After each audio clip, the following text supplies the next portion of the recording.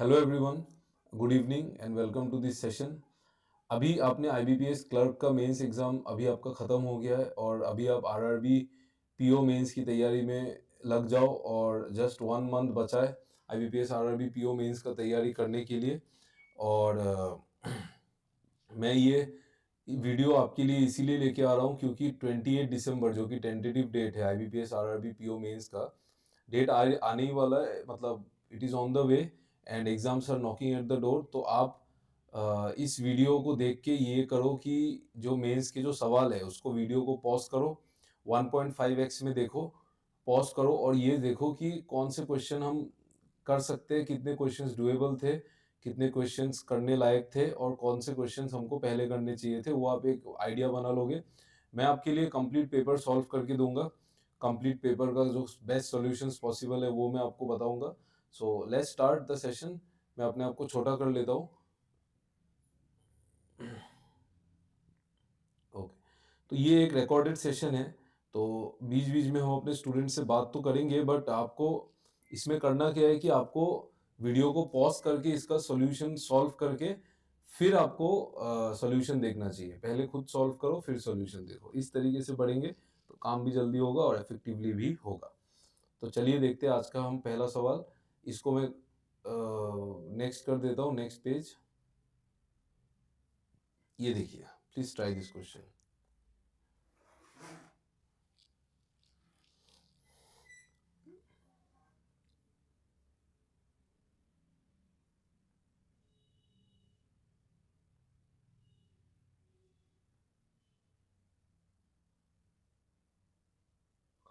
ये सवाल कह रहा है the one root of this equation P square minus 10p plus 25 equals to 0, इसका एक रूट y है। अच्छा, तो ये अगर आप देखोगे ये तो p माइनस 5 का होल स्क्वायर नहीं है। देखो, p माइनस 5 का whole square A square plus B P square plus 5 square minus 2 into 5 into P, यही है। तो p माइनस 5 का होल स्क्वायर अगर 0 होता है तो p का एक ही पॉसिबल वैल्यू है 5, लेकिन दो रूट है तो दोनों ही 5 होगा। तो आपको बोला है कोई भी रूट इसका y है, इसका मतलब y का वैल्यू ही 5 है क्योंकि दोनों रूट तो बराबर है भाई, दोनों रूट तो बराबर है। अगर y का वैल्यू 5 है तो आपको बोल रहा है y बाई 5, यहाँ पे देखो क्या लिखा हुआ है, y by 5 equals to 11 by Z plus 1, ये बोला है। ठीक है, 11 बाई जेड प्लस 1 ये एक साथ है। अगर आपने ये 11 बाई जेड प्लस 1 नहीं, 11 बाई जेड प्लस 1 है। तो y बाई 5 अगर ये अगर 1 है, y अगर 5 है तो ये 1 है, तो ये भी 11 बाई 11 होना चाहिए। मैं क्या बोल रहा हूँ, ये y 5 है ना, तो 5 बाई 5 तो 1 होता है, तो ये भी 1 होना चाहिए। 11 बाई 11 मतलब z प्लस 1 का वैल्यू 11 है और z का वैल्यू आपका 10 है।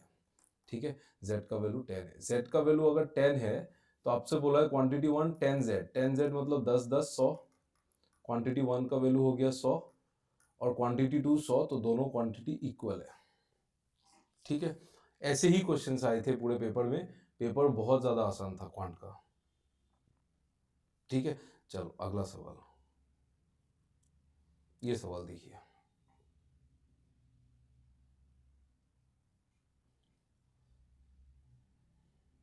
बनाइए सवाल।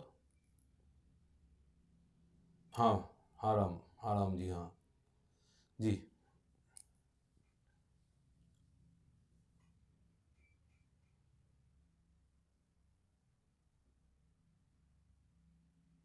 सारिका कह रही है कि सर क्वांट का पेपर तो बहुत आसान लगा। अच्छा, आपने पहले भी देखा होगा।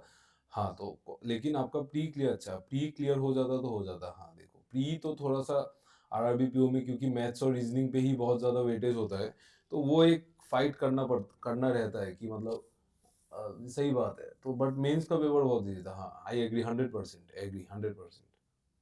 ठीक है, ये सवाल देखो, the age of A after 4 years and the present age of B is in the ratio 5:6। तो ए का जो एज है 5x और बी का एज है 6x, ये बी का प्रेजेंट एज है, लेकिन ए का जो एज है ये 4 साल बाद का एज है, तो ए का जो प्रेजेंट एज होगा वो हो जाएगा 5x-4, क्योंकि 4 साल बाद 5x है, आज 5x-4। B is 12 years younger than C, तो सी बी से 12 साल बड़ा है। बी सी से अगर 12 साल छोटा है, इसका मतलब सी जो है वो बी से 12 साल बड़ा है, तो 6x + 12। And the average of present age of A B and C 65। ठीक है, तो ए बी और सी का ये है, ए का ये है, बी का ये, तीनों को ऐड कर दो, 6x 12x 17x 17x plus 8 17x plus 8 by 3। देखो सही है ना, 12 17x प्लस 8 बाई 3 बराबर 65। अगर मैं देखूं तो 17x का वैल्यू आ जाएगा आपका, ये आ जाएगा आपका 195 माइनस 8, 195 आएगा ना ये, तो माइनस 8 तो 177 आ रहा है। क्या हो गया ये? The age of A after 4 years and the present age of B is in the ratio 5:6। Age of A after 4 years है ये 5x, आफ्टर 4 years अगर 5x है तो अभी 5x माइनस 4 होगा, and the present age of B 6x है। B इज 12 years younger than C, तो C 12 साल बड़ा है, 6x प्लस 12 सही तो है। And the average of present age of A B and C 65। ठीक है, तो भाई 5x 11x 17x प्लस 8 सही तो है, बाई 3 इक्वल्स टू 65, तो 180 195 187। यार मैं कैलकुलेशन मिस्टेक कर रहा हूँ, देखो 187, तो x का वैल्यू आ जाएगा 11, x का वैल्यू आ जाएगा 11। आपसे बोला है क्वांटिटी 1 440 है, quantity 2 6 times the present age of 6 times the sum of present age of B and C. B और सी का सम कितना है? आप बोलोगे 6x प्लस 6x प्लस 12, यानी कि 12x प्लस 12, तो 12 इंटू एक्स, एक्स प्लस 1 मतलब 12 इंटू 12 144। इसका 6 टाइम्स करेंगे तो 600 क्रॉस करेगा, तो क्वांटिटी 2 ऑफ कोर्स क्वांटिटी 1 से बड़ा है। ठीक है, 6x plus 6x plus 12 12x plus 12, तो 12x प्लस 1 12 इंटू 12, तो ये हो गया 144, और 6 टाइम्स करेंगे तो ऑफकोर्स क्वांटिटी 2 क्वांटिटी 1 से बड़ा है। ठीक है, अभी मैं आपको नेक्स्ट पैटर्न में लेके जाऊंगा जो कि I think yes number series है। मैं चाहता हूं कि नंबर सीरीज को आप खुद एक बार ट्राई कीजिए। हाँ, कॉनर मैकग्रेगर बोल रहे हैं कि हाँ अच्छा अब यूएफसी छोड़ के इधर आ गए। ठीक है, तो आप ट्राई कीजिए, देखो क्या होता है। मैं 2 मिनट में आता हूँ जस्ट।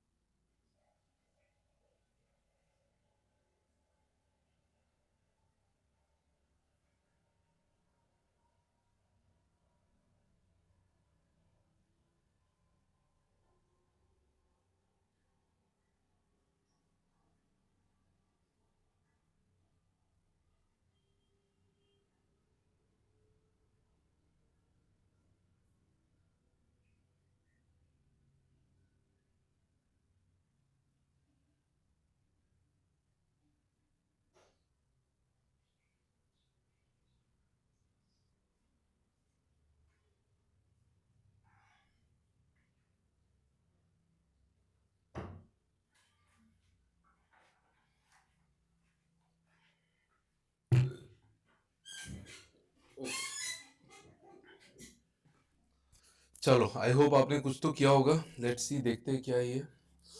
रॉन्ग नंबर्स बताने हैं। पहला सीरीज है 1600, 1604, 1544, 1760, 1248, 2248। ठीक है, तो माइनस प्लस चल रहा है। यहाँ पे तो 1000 ऐड हुआ है, यहाँ पे माइनस हुआ है आपका 512। चलो पैटर्न तो मिल रहा है, ये 10 का क्यूब है, ये 8 का क्यूब है।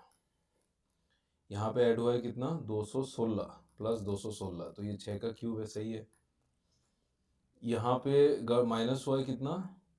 60, यहाँ पे प्लस हुआ है 4, तो ऑफकोर्स ये रॉन्ग नंबर है।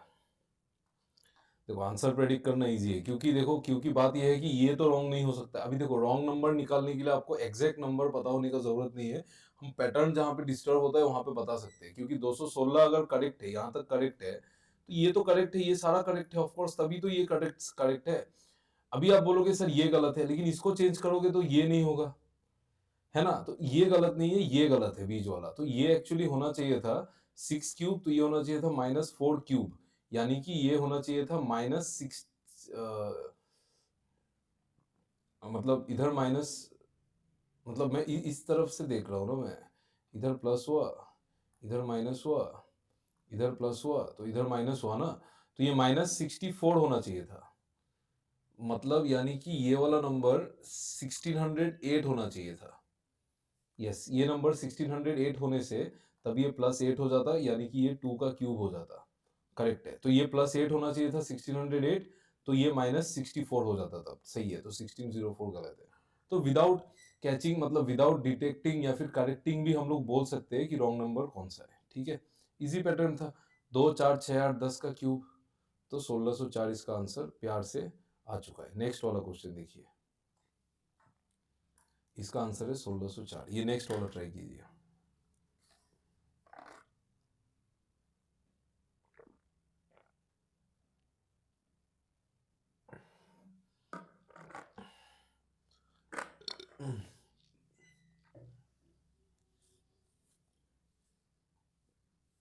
नेक्स्ट सीरीज लिख देता हूं मैं, 275 75 165 33 99 19.8। ये तो 99 का डबल है, 19 198। ये भी इंटू 3 हो रहा है। ठीक है, इसमें क्या है कि ये डिवाइडेड बाई 5 हो रहा है, ये इंटू 3 हो रहा है, ये डिवाइडेड बाई 5 हो रहा है। मुझे कैसे पता चला डिवाइड बाई 5 है? 99 का डबल 198 डिवाइडेड बाई 5 होने से डेसिमल इधर आता है। ठीक है, क्या बोला मैंने? मैंने ये कहा कि जब भी आपको किसी भी नंबर को 5 से डिवाइड करना होता है, तो आप उस नंबर को डबल कर देते हैं और डेसिमल लगा देते हैं। तो उससे मुझे पता चल गया कि ये डिवाइडेड बाई 5 है। सही है, करेक्ट। तो ये भी इंटू 3 होना चाहिए था, तो ये 55 होना चाहिए था, और ये डिवाइडेड बाई 5 हो रहा है। यस, हो रहा है, हो रहा है, करेक्ट। तो इसका मतलब 75 गलत है, 55 होना चाहिए। ठीक है, पैटर्न क्या है? Divided by 5 into 3, divided by 5 into 3, divided by 5। देखो आरआरबी पीओ मेंस में अब देखो ऐसे सवाल भी आए हैं जो बहुत ज्यादा आसान है। ठीक है, क्योंकि ये कभी कभी ऐसे नंबर सीरीज प्री में भी आ जाते हैं, पीओ प्री में। ठीक है, अगला वाला देखिए, अगला वाला सीरीज में आपके लिए लिख देता हूं यहाँ पे, 20,525 1.5 0.5 0.2।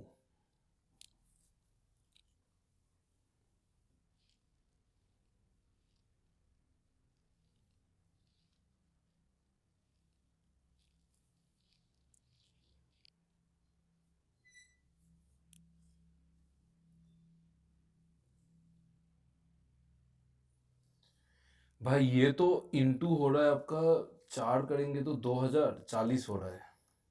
ये हो रहा है इंटू 20, ये कुछ और ही हो रहा है, ये भी कुछ और हो रहा है। तो 20 होके ये 10 होना चाहिए, ये होना चाहिए 5, और ये होना चाहिए 2.5। अगर ऐसा देखूं तो ये तो सही है, ये भी सही है, ये भी सही है, ये गलत है। यस, ये 2.5 होना चाहिए, क्योंकि 0.5 इंटू, ये देखो 0.5 इंटू 5 करूंगा तो 2.5, 2.5 इंटू 10 करूंगा तो 25, और 0.2 इंटू 2.5 करूंगा तो 2.5 का दुगना 5 होता है, तो 0.5 आ जाएगा। तो ये तो सही है 0.25, क्योंकि 0.2 इंटू 2.5 करने से 0.5 ही आता है, तो ये बिल्कुल सही है। बट 0.5 इंटू 5 करने से 2.5 आता है, ये 1.5 नहीं होना चाहिए था, तो 1.5 इसमें रॉन्ग है। This is the wrong number, this. ठीक है, ओके भाई, ओके। चलो चलो, तो ये पैटर्न क्या है? 40 20 10 5 2.5, आधा आधा हो रहा है सब कुछ। ठीक है, ओके। नेक्स्ट ये सवाल देखिए,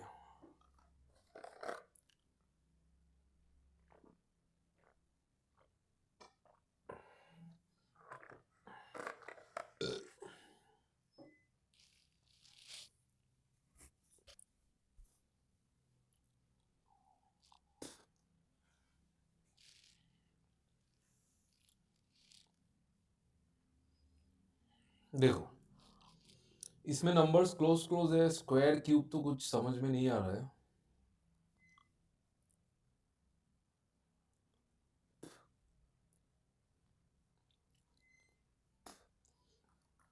वन 934, 863, 790, 711, 630, 539। तो गैप्स देख लेता हूँ मैं। यहाँ पे आ रहा है गैप 66, 67 का। यहाँ पे आ रहा है गैप आपका 37, 34, 71 का। यहाँ पे गैप आ रहा है आपका 73 का। यहाँ पे गैप आ रहा है आपका 79 का। यहाँ पे गैप आ रहा है आपका 81 का। यहाँ पे गैप आ रहा है आपका 91 का। ठीक है, 67 प्राइम नंबर है, ये भी प्राइम है। 67 के बाद 71 आता है, 73 प्राइम है, 79 भी प्राइम है, 81 प्राइम नहीं है, तो ये गलत है ये। ठीक है, मुझे कैसे पता चला ये गलत है, मैं आपको बोलता हूँ। 711 गलत नहीं है, क्योंकि 711 अगर गलत होगा तो ये 79 भी चेंज होगा, तो यहाँ तक तो सही है। तो ये भी गलत नहीं, इसको चेंज करोगे तो ये 81 पैटर्न चेंज नहीं होगा ना, तो 81 प्राइम नंबर नहीं था, तो इसको ही चेंज करना पड़ेगा। यानी कि 79 के बाद जो प्राइम नंबर है वो 83 है, तो यहाँ पे 83 होगा, यानी कि 632 होगा। तो ये हो जाएगा आपका 632। तो ये हो जाएगा आपका, ये 2 बढ़ गया तो ये 2 घट जाएगा, तो ये 89 हो जाएगा। यस, तो सही है, 89 प्राइम नंबर है। ठीक है, ठीक है, चलो चलो चलो अगला, नेक्स्ट। ये सवाल देखिए, मेंसुरेशन का बढ़िया सवाल है, अच्छा अच्छा खासा क्वेश्चन है, क्वांटिटी कंपैरिजन का क्वेश्चन है। ट्राई करिए प्लीज, पॉज करके ट्राई कीजिए, क्योंकि रिकॉर्डेड वीडियो है तो मैं उतना टाइम नहीं देना चाहता हूँ, और फायदा भी नहीं है, क्योंकि लाइव क्लास नहीं है, तो आप पॉज करके भी सोच सकते हैं। तो ये वाला क्वेश्चन देखो, the height of a cone is equal to the height of a cylinder. Height दोनों का बराबर है। The curve surface area of cylinder is 616 centimetre square. Curve surface area of cylinder, curve surface area of cylinder होता है 2 pi R H.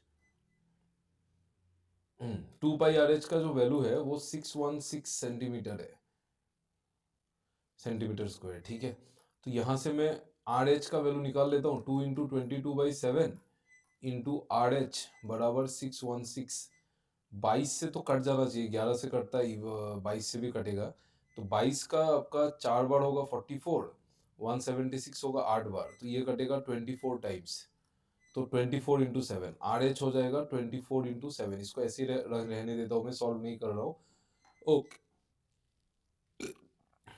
Height of the cylinder is 2 times of its radius. ठीक है, तो R H जो है उसमें से बोल रहा है कि हाइट जो है वो 2 टाइम्स रेडियस का, मतलब R into H, 2r is equal to 24 into 7। सही है ना?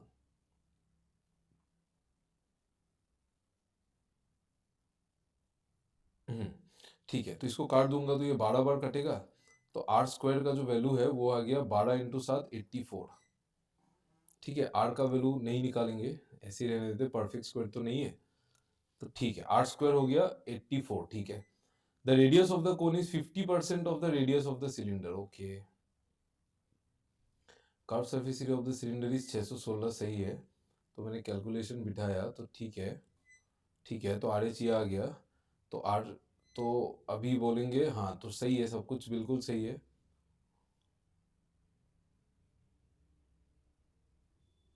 मैंने कुछ गड़बड़ कर दिया क्या?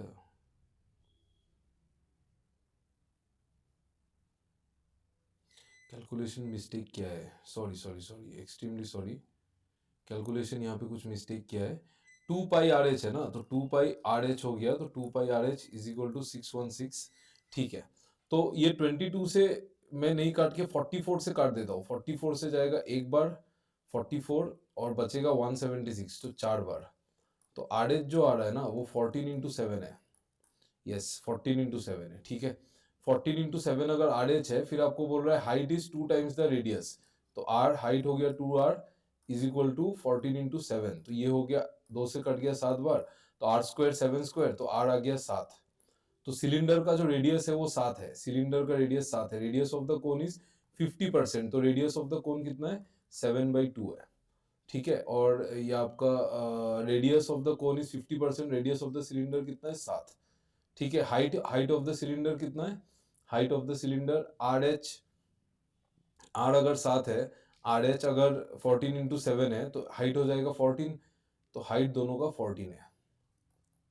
ठीक है, आर 7 है ना भाई, ठीक है, और हाइट 2 टाइम्स था। चलो ठीक है, चलो अगला देखते हैं। अभी सब कुछ निकल गया है, अभी पूछा क्या है वो देख लेते हैं।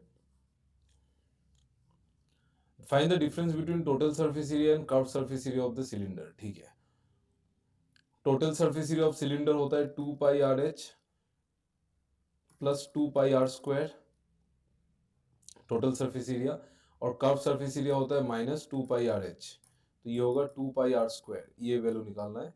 तो 2 into 22/7, radius of the cylinder कितना था 7, तो 7 इंटू 7, 7 से 7 कट गया तो 44 इंटू 7 आपका हो जाएगा, आपका कितना 280, 308, 308। तो पहला क्वांटिटी हो गया 308। दूसरा quantity find the curve service area of the cone, curve service area of the कोन होता है पाई आर एल, तो यहाँ पे एल निकालना पड़ेगा मुझे कोन के लिए। I have to find the value of the slant height, तो निकाल लेते हैं। कोन जो होता है ना, उसमें जो स्लैंट हाइट होता है ये वो होता है, इसमें हाइट और रेडियस में पाइथागोरस लगाने से आ जाता है। ठीक है, तो देख लेते क्या है। ये मान लो मेरा कोन है, दिस इज द कोन, ये कोन का रेडियस हो गया 7/2 और कोन का जो हाइट है वो 14 हो गया। तो पाइथागोरस से मैं रेशियो से निकाल लेता हूँ, तो 7/2 इंटू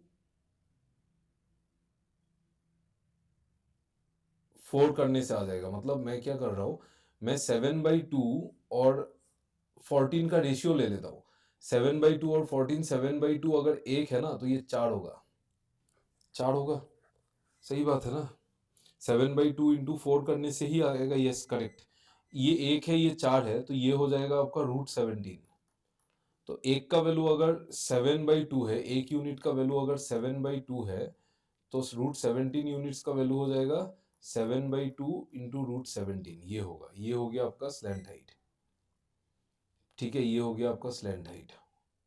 ठीक है, ठीक है, एग्जैक्ट कैलकुलेशन करने का जरूरत नहीं है। मैंने क्या किया, मैंने 7/2 को 1 मान लिया, 1 यूनिट।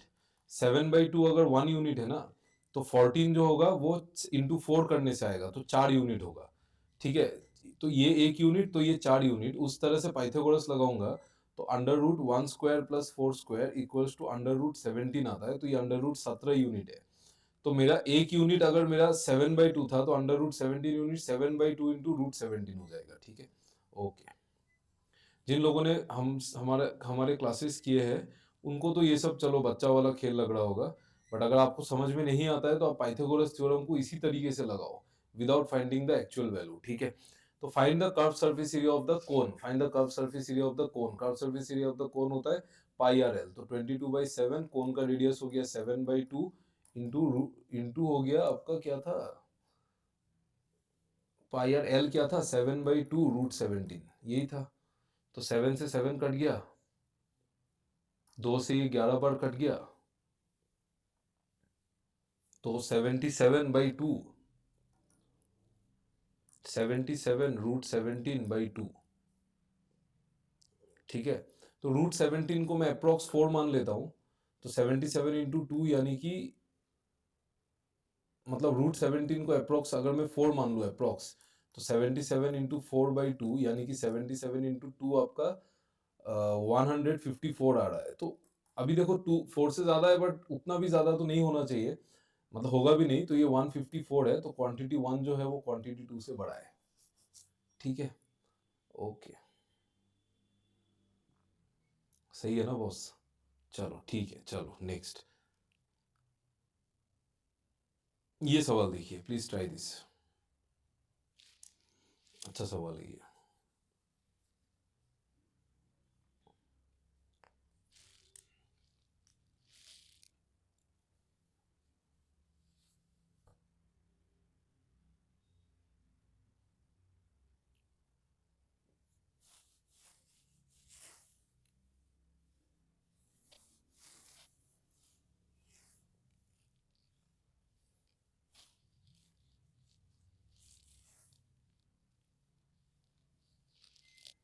देखो, कह रहा है कि ए एंड बी इन्वेस्टेड, ए ने इतना इन्वेस्ट किया, बी ने इतना इन्वेस्ट किया, यानी कंपाउंड इंटरेस्ट रेट R% है, 2R% है for 2 years if the ratio of the investment is 5:7। ठीक है, इन्वेस्टमेंट गिवन है, एक्स के टर्म्स में उसका रेशियो भी गिवन है, रेशियो में ब्रेक करूंगा तो इन्वेस्टमेंट आ जाएगा। डिफरेंस बिटवीन इंटरेस्ट नहीं बता सकते क्योंकि आर का वैल्यू नहीं पता, सिंपल आंसर है ये। अगर आप इसमें और दिमाग लगाओगे, इन्वेस्टमेंट आपको निकालना है वो आपका चॉइस है, बट नहीं करने से भी हो जाएगा। क्यों बता रहा हूं, क्योंकि ये जो ए का इन्वेस्टमेंट है वो एक्स से 5,000 कम है, एक्स माइनस 5,000 है, एक्स से 5,000 कम। बी का जो इन्वेस्टमेंट है वो एक्स से 2,000 ज्यादा है, एक्स से 2,000 ज्यादा, एक एक्स से 5,000 कम, एक एक्स से 2,000 ज्यादा, यानी कि 7,000 का गैप है दोनों में। यानी कि 5 और 7 में जो ये 2 यूनिट है ना, इसका वैल्यू 7,000 है। 2 यूनिट अगर 7,000 है तो 1 यूनिट हो जाएगा 3,500, तो 5 यूनिट हो जाएगा आपका 175,000, और 7 यूनिट हो जाएगा आपका, इसमें आप 7,000 जोड़ दो तो 24,500। नो डाउट इन्वेस्टमेंट आ जाएंगे, लेकिन इन्वेस्टमेंट आने से भी डिफरेंस बिटवीन इंटरेस्ट नहीं आएगा, क्योंकि रेट ऑफ इंटरेस्ट ही नहीं पता है। रेट ऑफ इंटरेस्ट नहीं पता ना, तो आप इंटरेस्ट निकालोगे कैसे और आप डिफरेंस कैसे निकालोगे? Not possible. तो कैनॉट बी डिटरमाइंड, इसका सिंपल आंसर है। कॉन्सेप्ट क्लियर होगा तो आप 1 मिनट में मार के आगे निकल जाओगे। ठीक है, चलो नेक्स्ट। ये सवाल देखिए, सवाल बहुत आसान आया अरिथमेटिक के, देख के ही पता चल रहा है। ठीक है, चलो सवाल देखो।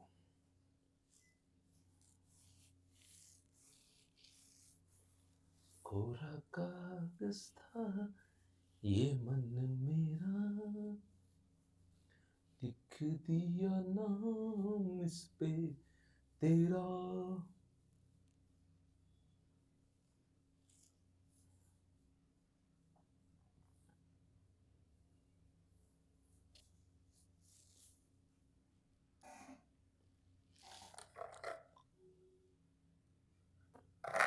देखो, the cost price and selling price of an article are A and 2A। अगर आप क्वेश्चन को पढ़ोगे तो ए का वैल्यू भी गिवन है, तो ए का जो वैल्यू है वो 25 स्क्वायर मतलब 625 माइनस 125 यानी कि 500 है। ठीक है, तो सीपी इसका कितना हो गया, ए 500, एसपी कितना हो गया, ट्वाइस से 1000, and the article is marked up by ₹700, तो मार्कअप हो गया कितना आपका, 700 बढ़ा देंगे तो 1200। ठीक है, if the selling price and cost price are increase by 100, selling price को, कॉस्ट प्राइस को भी 100 बढ़ाओ, सेलिंग प्राइस को भी 100 बढ़ाओ, and the mark price is same. ठीक है, मार्क प्राइस को सेम रखो।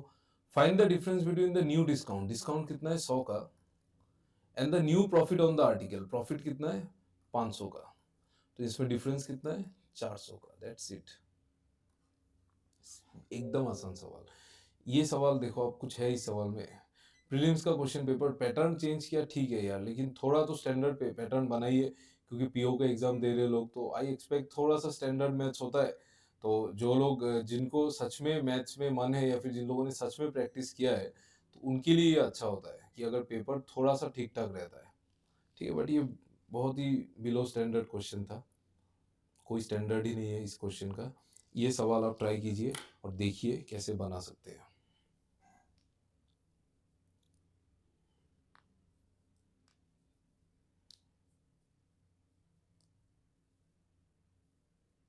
आप मेंस का क्लास देख रहे हैं तो मैं एक्सपेक्ट करूंगा कि आपको मेरे फास्ट सॉल्यूशन समझ में आएंगे।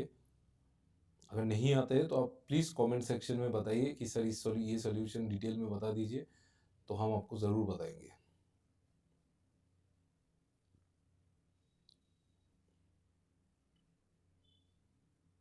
ठीक है, सो गाइज आगे बढ़ते, अगला सवाल देखते हैं, टाइम एंड वर्क का सवाल है। Please try to solve this question, try कीजिए।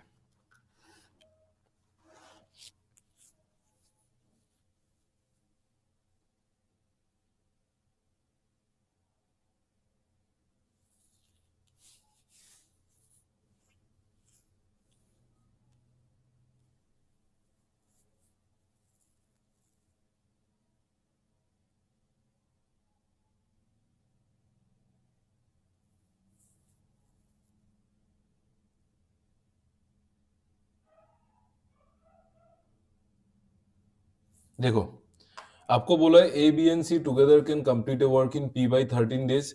ए एंड बी का टाइम गिवन है पी बाई 10, बी का टाइम गिवन है पी बाई 4। तो मैं क्या करता हूँ, सबसे पहले मैं इस टाइम का रेशियो लिख लेता हूँ, ए प्लस बी प्लस सी, ए प्लस बी और बी।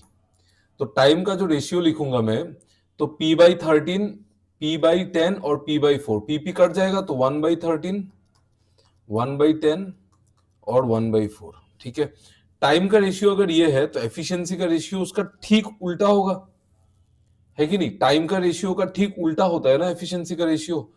ठीक है, तो इसका उल्टा होगा तो 13:10:4। इसका मतलब बी का एफिशिएंसी 4 है, ए प्लस बी का 10 है तो ए का 6 है, ए प्लस बी प्लस सी का 13 है तो ए प्लस बी अगर 10 है तो सी का 3 है। करेक्ट? ठीक है, आगे देखते हैं।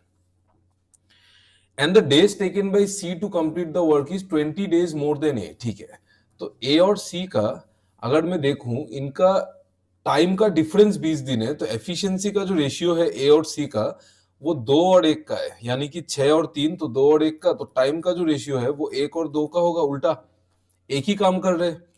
तो अगर 1 और 2 का रेशियो है, यानी कि जो एक यूनिट जो ज्यादा ले रहा है सी, उसका वैल्यू आपका 20 दिन है। एक यूनिट का वैल्यू 20 अगर, तो 2 यूनिट का वैल्यू 40 दिन। इसका मतलब सी 40 दिन लेता है इस काम को अकेले करने के लिए। सी का एफिशिएंसी कितना है? 3 यूनिट एफिशिएंसी है, 40 दिन में काम खत्म करता है। तो मेरा वर्क हो गया ये, दिस इज माय वर्क। सवाल क्या बोल रहा है कि आप पी का वैल्यू बताओ। ठीक है, तो बी का टाइम पी के टर्म्स में गिवन है, तो मैं यहां से बी का टाइम निकाल लेता हूं, फिर पी निकाल लूंगा। तो 3:40 अगर मेरा वर्क है, तो बी का टाइम कितना हो जाएगा? Time taken by B is equal to 3:40, 120 divided by 4, यानी कि 30 डेज। तो पी इस काम के लिए 30 दिन लेता है। तो पी का जो टाइम है पी बाई 4, उसका वैल्यू अगर 30 है, तो यानी कि पी का वैल्यू कितना है? 120। This is the right answer. ठीक है, जस्ट एक मिनट।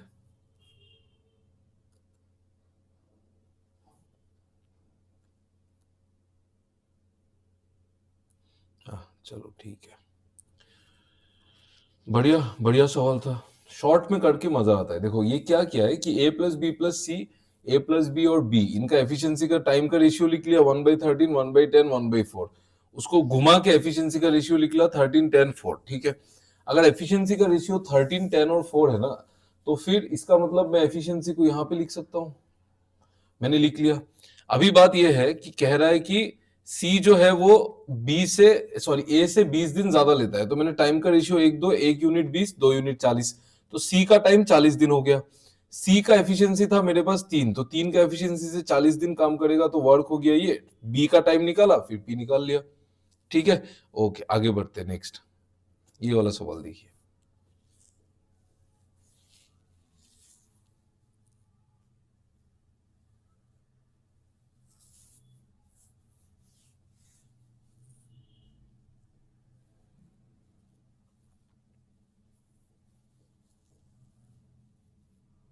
ठीक है, यहां पे बोल रहा है राहुल और विकास दो पार्टनर्स है बिजनेस में। राहुल ने एक्स इन्वेस्ट किया था, विकास इन्वेस्टेड 7,000। राहुल ने इन्वेस्ट किया एक्स, विकास ने इन्वेस्ट किया है 7,000। ठीक है, 5 महीने बाद Rahul increase his initial investment by 50%। तो 5 महीने तक एक्स रखा, 5 महीने बाद उसने 50% बढ़ा दिया, तो 1.5x कर दिया फॉर द, और तो कुछ नहीं किया, for the next 7 months 1.5x, ये 5x हो गया, ये 5x प्लस 1.5x इंटू 7। ठीक है, ओके, ये हो गया। विकास जी ने क्या किया, उन्होंने स्टार्टिंग में तो कुछ नहीं किया, तो विकास ने आफ्टर 5 मंथ्स, राहुल ने ही किया है, तो 5 months and after 2 more months, यानी कि 7 मंथ्स बाद विकास ने क्या किया है, डिक्रीज हिज इन्वेस्टमेंट बाई 30%। 30% घटा देंगे 7,000 से, तो उसका 70% बचेगा, यानी कि 4,900 बचेगा इंटू 5, अगला 5 महीना के लिए। At the end of the year, ठीक है, प्रॉफिट रेशियो निकालेंगे, पहले देख लेते हैं कितना है। 5x प्लस 1.5x इंटू 7 कितना हो गया आपका? 10.5, तो ये हो जाएगा आपको 15.5x, 15.5x, और इधर रेशियो आएगा आपका 7,000 इंटू 7 होगा 49,000।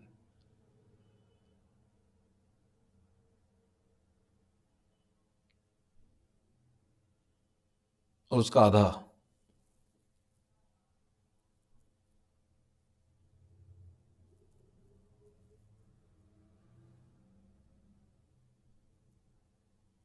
$24,500 ना, तो 49,000 और 24,500 हो गया आपका 73,500।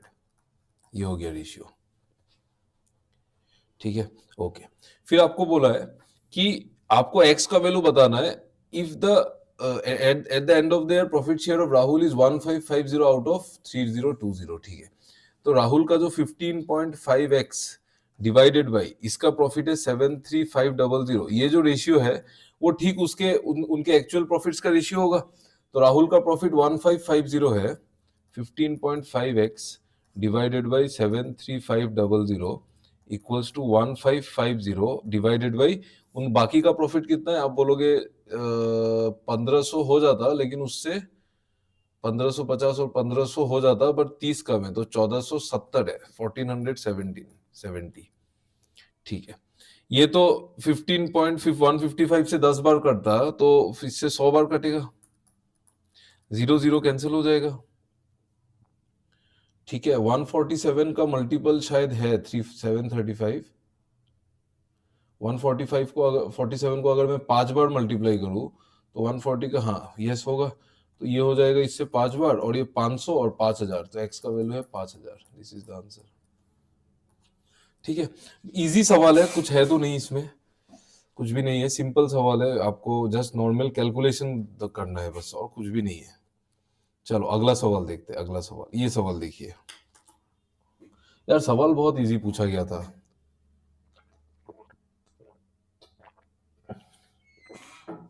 हाँ सुमन जी, हाँ अच्छा, आपका भी वही इश्यू है। ये तो हुआ था, ये तो है आरआरबी में, ये हमेशा है कि प्रीलिम्स क्लियर करना थोड़ा मुश्किल है, बट मेंस मोर और लेस इजी होता है।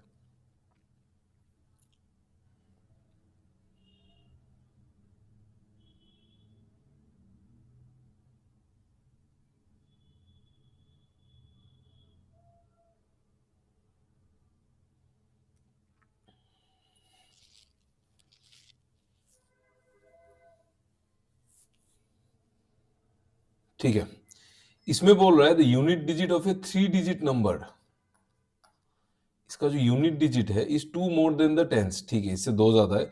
If we subtract 311 from the number we receive 13 as the resultant.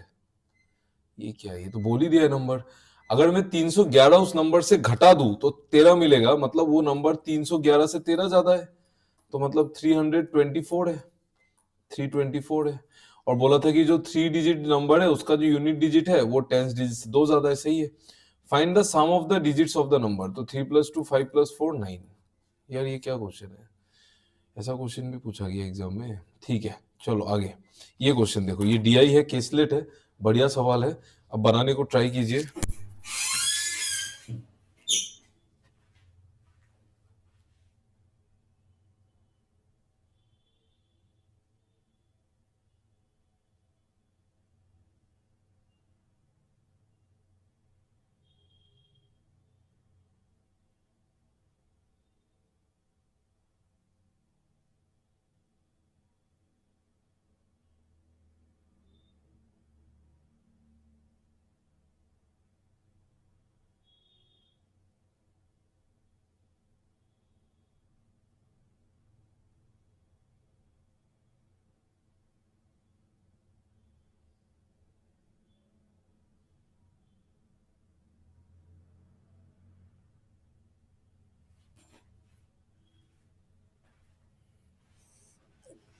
चलिए आइए इस सवाल को ट्राई करते हैं, एक बार पढ़ लेते total number of flats unsold.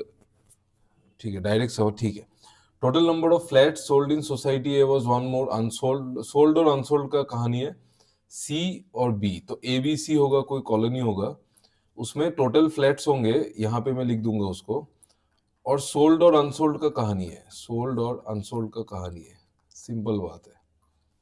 तो अभी हुआ क्या देखो, total number of sold flats in society was 1.5x more than the total than the number of unsold flats. इसको बाद में देखेंगे। All the flats were sold in society C, अच्छा इसमें सारा सोल्ड है, Well, the number of sold flats in society B are 42, which is 3/10 of the total number of flats in society C. ठीक है, तो मतलब 42 जो है वो आपका 3/10 है टोटल सी का, तो 3 से 14 पर कट गया, तो सी में टोटल आ गए 140 फ्लैट। और आपको बोला है कि सी में जितने फ्लैट है, all the flats were sold in society C, तो ये 140 ही होगा, इसमें तो अनसोल्ड कुछ नहीं है। ठीक है, फिर बोला है कि if we double the number of flats in society A, अगर मैं इसको डबल कर दूं, then the total number of flats in all the society becomes 612। Total unsold flats in society B भी गिवन है, ठीक है, 78। तो बी में टोटल फ्लैट्स कितने हो गए? आप बोलोगे सर 42 120, और 140 सी में हो गए टोटल। अभी आपको कह रहा है कि अगर अगर मैं ए का फ्लैट्स को डबल करूं तब 612 होगा, डबल करके ऐड करूं तो अगर देख भी लेते हैं तो कितना होगा? आप इधर देखो, बी और सी का सम कितना है, देख लो आप, यहाँ पे कितना है? 260, 260 है, और उधर 612 है, मतलब कितना ज्यादा है? 300, 352, 352, 352 ज्यादा है ना? 312 ही है, ठीक है, करेक्ट, 352 ज्यादा है। तो अभी बात यह है कि 352 अगर ज्यादा है तो वो तो ए में होना चाहिए, लेकिन ऐसा नहीं है। ए को तो डबल लेने से 352 आ रहा है ए का, तो एक्चुअल ए का आएगा 352 डिवाइडेड बाई 2, दैट इज 176। तो ए में एक्चुअली 176 फ्लैट्स है। This is the question, that's it, और कुछ नहीं इसमें। ठीक है, सिंपल है ना। चलो आगे इसका सवाल देखते हैं। यहाँ पे 1.5x, इसका मुझे सोल्ड अनसोल्ड का बाइफर्केशन नहीं मालूम, तो लेट्स सी क्वेश्चन में क्या होता है। आप एक काम करो, आप इसको लिख लो, ये वाला data.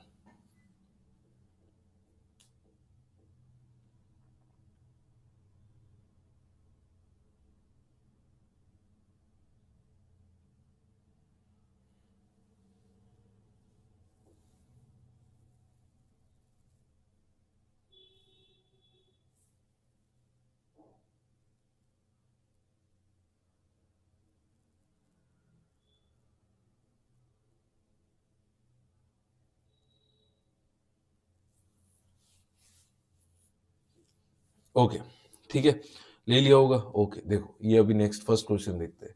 If total unsold flats in society A अगर 61 है तो एक्स का वैल्यू बताओ। ठीक है, अनसोल्ड फ्लैट्स अगर सोसाइटी ए में अगर 61 है अगर, तो 176 में सोल्ड कितना होगा आपका? 15, 115, 115 होगा, ठीक है ना। ओके, फिर आपको बोला एक्स का वैल्यू बताओ, तो अभी बोला है कि सोल्ड फ्लैट्स जो है वो 1.5x ज्यादा था, तो कितना ज्यादा है? आप बोलोगे सर ये कितना ज्यादा है, ये बोलोगे 39 और 15, 54 ज्यादा है, तो 1.5x का वैल्यू जो है वो 54 है। तो मतलब सिंपल है ना, 1.5x ज्यादा बोला था तो 54 ज्यादा है, तो 1.5 को मैं 3/2 लिख लेता हूँ। 3/2 x का वैल्यू अगर 54 है ना, तो x का वैल्यू 36 होगा। तो this is the right answer, इसमें और कुछ भी नहीं है, दैट्स इट। ठीक है, तो मैं वही सोच रहा था कि एक्स के बारे में बोला नहीं है तो कुछ तो बोलेगा आगे जाके। ठीक है, तो ये 36 हो गया, तो यहां से मैं इसको मिटा देता हूं।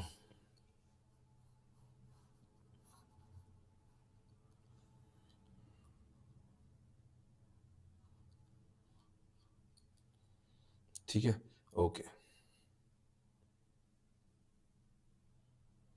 ये वाला क्वेश्चन देखो।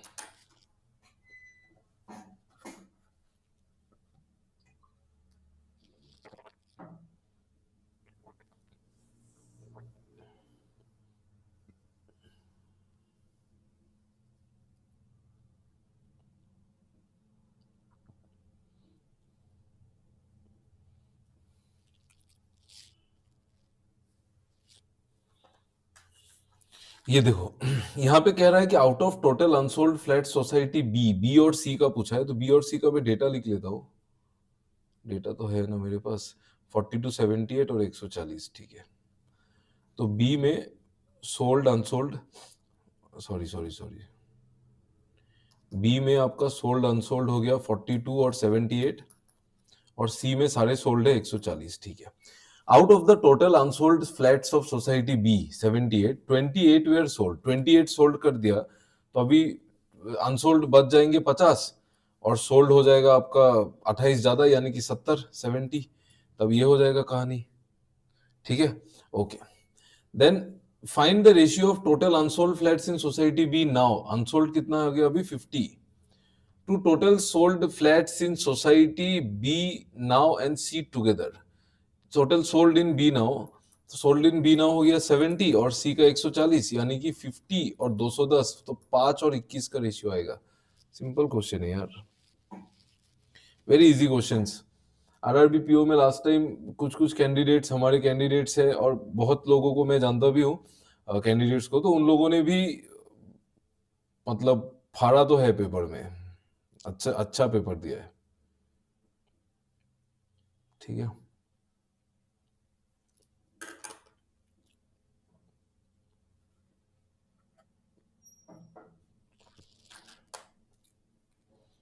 चलो ठीक है.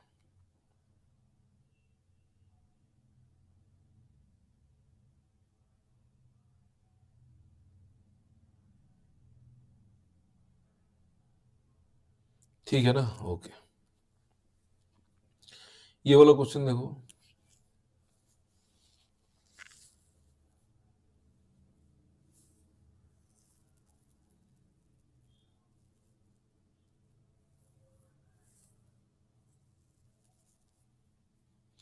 यहाँ पे बोल रहा है total number of sold flats in society D करके कुछ है. उसका जो टोटल सोल्ड फ्लैट्स है वो 1/4 ऑफ टोटल फ्लैट्स है ए का. ए में टोटल फ्लैट्स कितने थे एक बार देख लेंगे. ए में टोटल ए का टोटल फ्लैट्स कितना है, अभी आया था ना ये 176. ठीक है, तो 176 का 1/4 है ना, यही तो बोला है ना कि 1/4 of the total flats in A, तो 1/4 ऑफ 176 कितना होता है 44, तो यानी कि 44 सोल्ड है. ठीक है, then find the difference between total sold flats in D and C. D में तो 44 है, तो सी में टोटल फ्लैट्स 140 है सोल्ड, 140 है, तो 140 और 44 का डिफरेंस कितना है 96. सिंपल है. ठीक है, ओके. ये क्वेश्चन देखिए, देखो कुछ पूछा ही नहीं है उस डीआई में. ठीक है, तो जल्दी जल्दी बढ़ते रहिए, जहां स्टक होगा वहां देखा जाएगा. एक अभी तक एक क्वेश्चन इसमें अच्छा लगा, टाइम एंड वर्क का पी वाला, बाकी तो चलो सभी सभी इजी है. ये क्वेश्चन देखो. इस सवाल में कह रहा है कि ट्रेन ए का जो स्पीड है वो 180 किलोमीटर पर आवर है. तो ठीक है, 180 किलोमीटर पर आवर को मैं मीटर पर सेकंड में ले लेता हूं, तो 180 इंटू 5/18 यानी कि 50 मीटर पर सेकंड, ये ट्रेन ए का स्पीड है. ठीक है, ये ट्रेन एक पोल को 4 सेकंड में क्रॉस कर सकता है. पोल मतलब अपना लेंथ को 4 सेकंड में क्रॉस करेगा, तो 50 का स्पीड से 4 सेकंड में कितना चला जाएगा, 50 इंटू 4 200, यानी कि 200 मीटर जो है ना, ये ट्रेन ए का लेंथ है. ठीक है, train A can cross a man who is sitting in train be in 10 seconds. उस आदमी को क्रॉस करता है 10 सेकेंड्स में. एक ट्रेन जब एक आदमी को क्रॉस करेगा ना, तो वो अपना ही लेंथ क्रॉस करेगा. आप इसमें ये गलती मत करना कि दोनों का लेंथ क्रॉस करेगा, ट्रेन बी का नहीं. उस ट्रेन बी में बैठे हुए आदमी को क्रॉस कर रहा है, तो वो ट्रेन अपना ही लेंथ क्रॉस करेगा उस आदमी को क्रॉस करने के लिए. करेक्ट. तो टाइम जो लगेगा 10 second, time is equal to distance. Distance जो होगा वो ट्रेन का ही लेंथ होगा, मेरा ए ट्रेन का, क्योंकि उस आदमी को ही क्रॉस किया है, divided by relative speed. Relative speed A ने बी को क्रॉस किया है, तो speed of A minus speed of B. तो स्पीड ऑफ ए तो गिवन है मुझे 50. ठीक है, तो 50, अभी 10 10 कैंसिल, तो 50 माइनस स्पीड ऑफ बी जो आ जाएगा वो आ जाएगा 20, तो स्पीड ऑफ बी आ जाएगा 30. आपको बोला है स्पीड ऑफ बी जो कि 30 है. If the speed of A is decrease by 20, speed of A 50 था, 20 से घटा दूंगा तो 30 होगा, न्यू स्पीड 30, मतलब दोनों क्वांटिटी इक्वल है. Option E is the right answer. ठीक है, चलिए चलिए आगे बढ़ते हैं, आगे बढ़ते हैं. चलो नेक्स्ट, ये सवाल देखिए.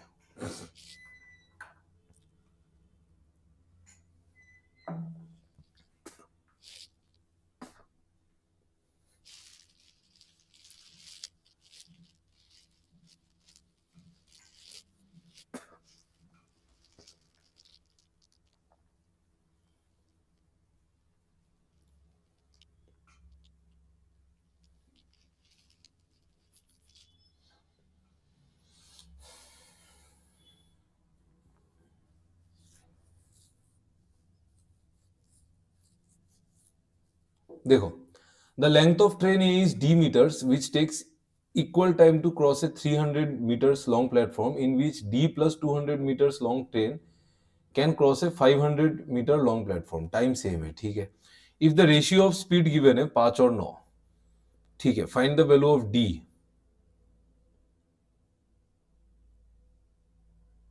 ठीक है. तो इसमें क्या है कि D का वैल्यू ही बताना है ना, ठीक है. तो length of train is D metres, वो इक्वल टाइम लेता है 300 मीटर लॉन्ग प्लेटफॉर्म करने के, क्रॉस करने के लिए, मतलब D प्लस 300, यही डिस्टेंस ट्रेवल करेगा. D उसका लेंथ है, 300 मीटर का प्लेटफॉर्म है, और आपका उसका स्पीड कितना हो गया 5. ये तो मैं एक काम कर लेता हूँ ना, टाइम अगर सेम है तो यानी कि स्पीड का जो रेशियो है, स्पीड का रेशियो ए और बी का स्पीड का रेशियो 5 और 9 है. स्पीड का रेशियो अगर 5 और 9 है तो टाइम अगर सेम है तो जिसका ज्यादा स्पीड है वो ज्यादा डिस्टेंस ट्रेवल करेगा. तो डिस्टेंस कवर्ड का रेशियो भी 5 और 9 ही है, ठीक है. तो ए ने कितना डिस्टेंस ट्रेवल किया, आप बोलोगे ए ने ट्रेवल किया है डी प्लस 300. बी ने कितना डिस्टेंस ट्रेवल किया, आप बोलोगे उसने ट्रेवल किया है डी प्लस 200 प्लस 500, यानी कि डी प्लस 700. D plus 700. तो डिस्टेंस ट्रेवल्ड में जो डिफरेंस है वो 400 का है, यानी कि ये जो 4 यूनिट है ना, 4 यूनिट का वैल्यू 400 है, तो 1 यूनिट का वैल्यू 100 हो गया, तो 5 यूनिट का वैल्यू 500. इसका मतलब ए ने जो डिस्टेंस ट्रेवल किया है वो 500 है, मतलब डी प्लस 300 का वैल्यू हो गया 500, तो डी हो गया आपका 200. बस इतना ही करना था इसमें, नथिंग मोर. ठीक है, क्योंकि अगर वो इक्वल टाइम ले रहा है तो स्पीड का जो रेशियो होगा डिस्टेंस का भी वही रेशियो है. डिस्टेंस ट्रेवल्ड में इसने ट्रेवल किया है डी प्लस 300 ए ने, बी ने ट्रेवल किया है D plus 200 plus 500 D plus 700. जो डिफरेंस है वो 400 का है, तो 400 यानी कि 4 यूनिट 400, तो 5 यूनिट 500, मतलब ए ने 500 डिस्टेंस ट्रेवल किया. D plus 300 500, D 200. खत्म. चलो आगे नेक्स्ट, ये वाला क्वेश्चन देखिए.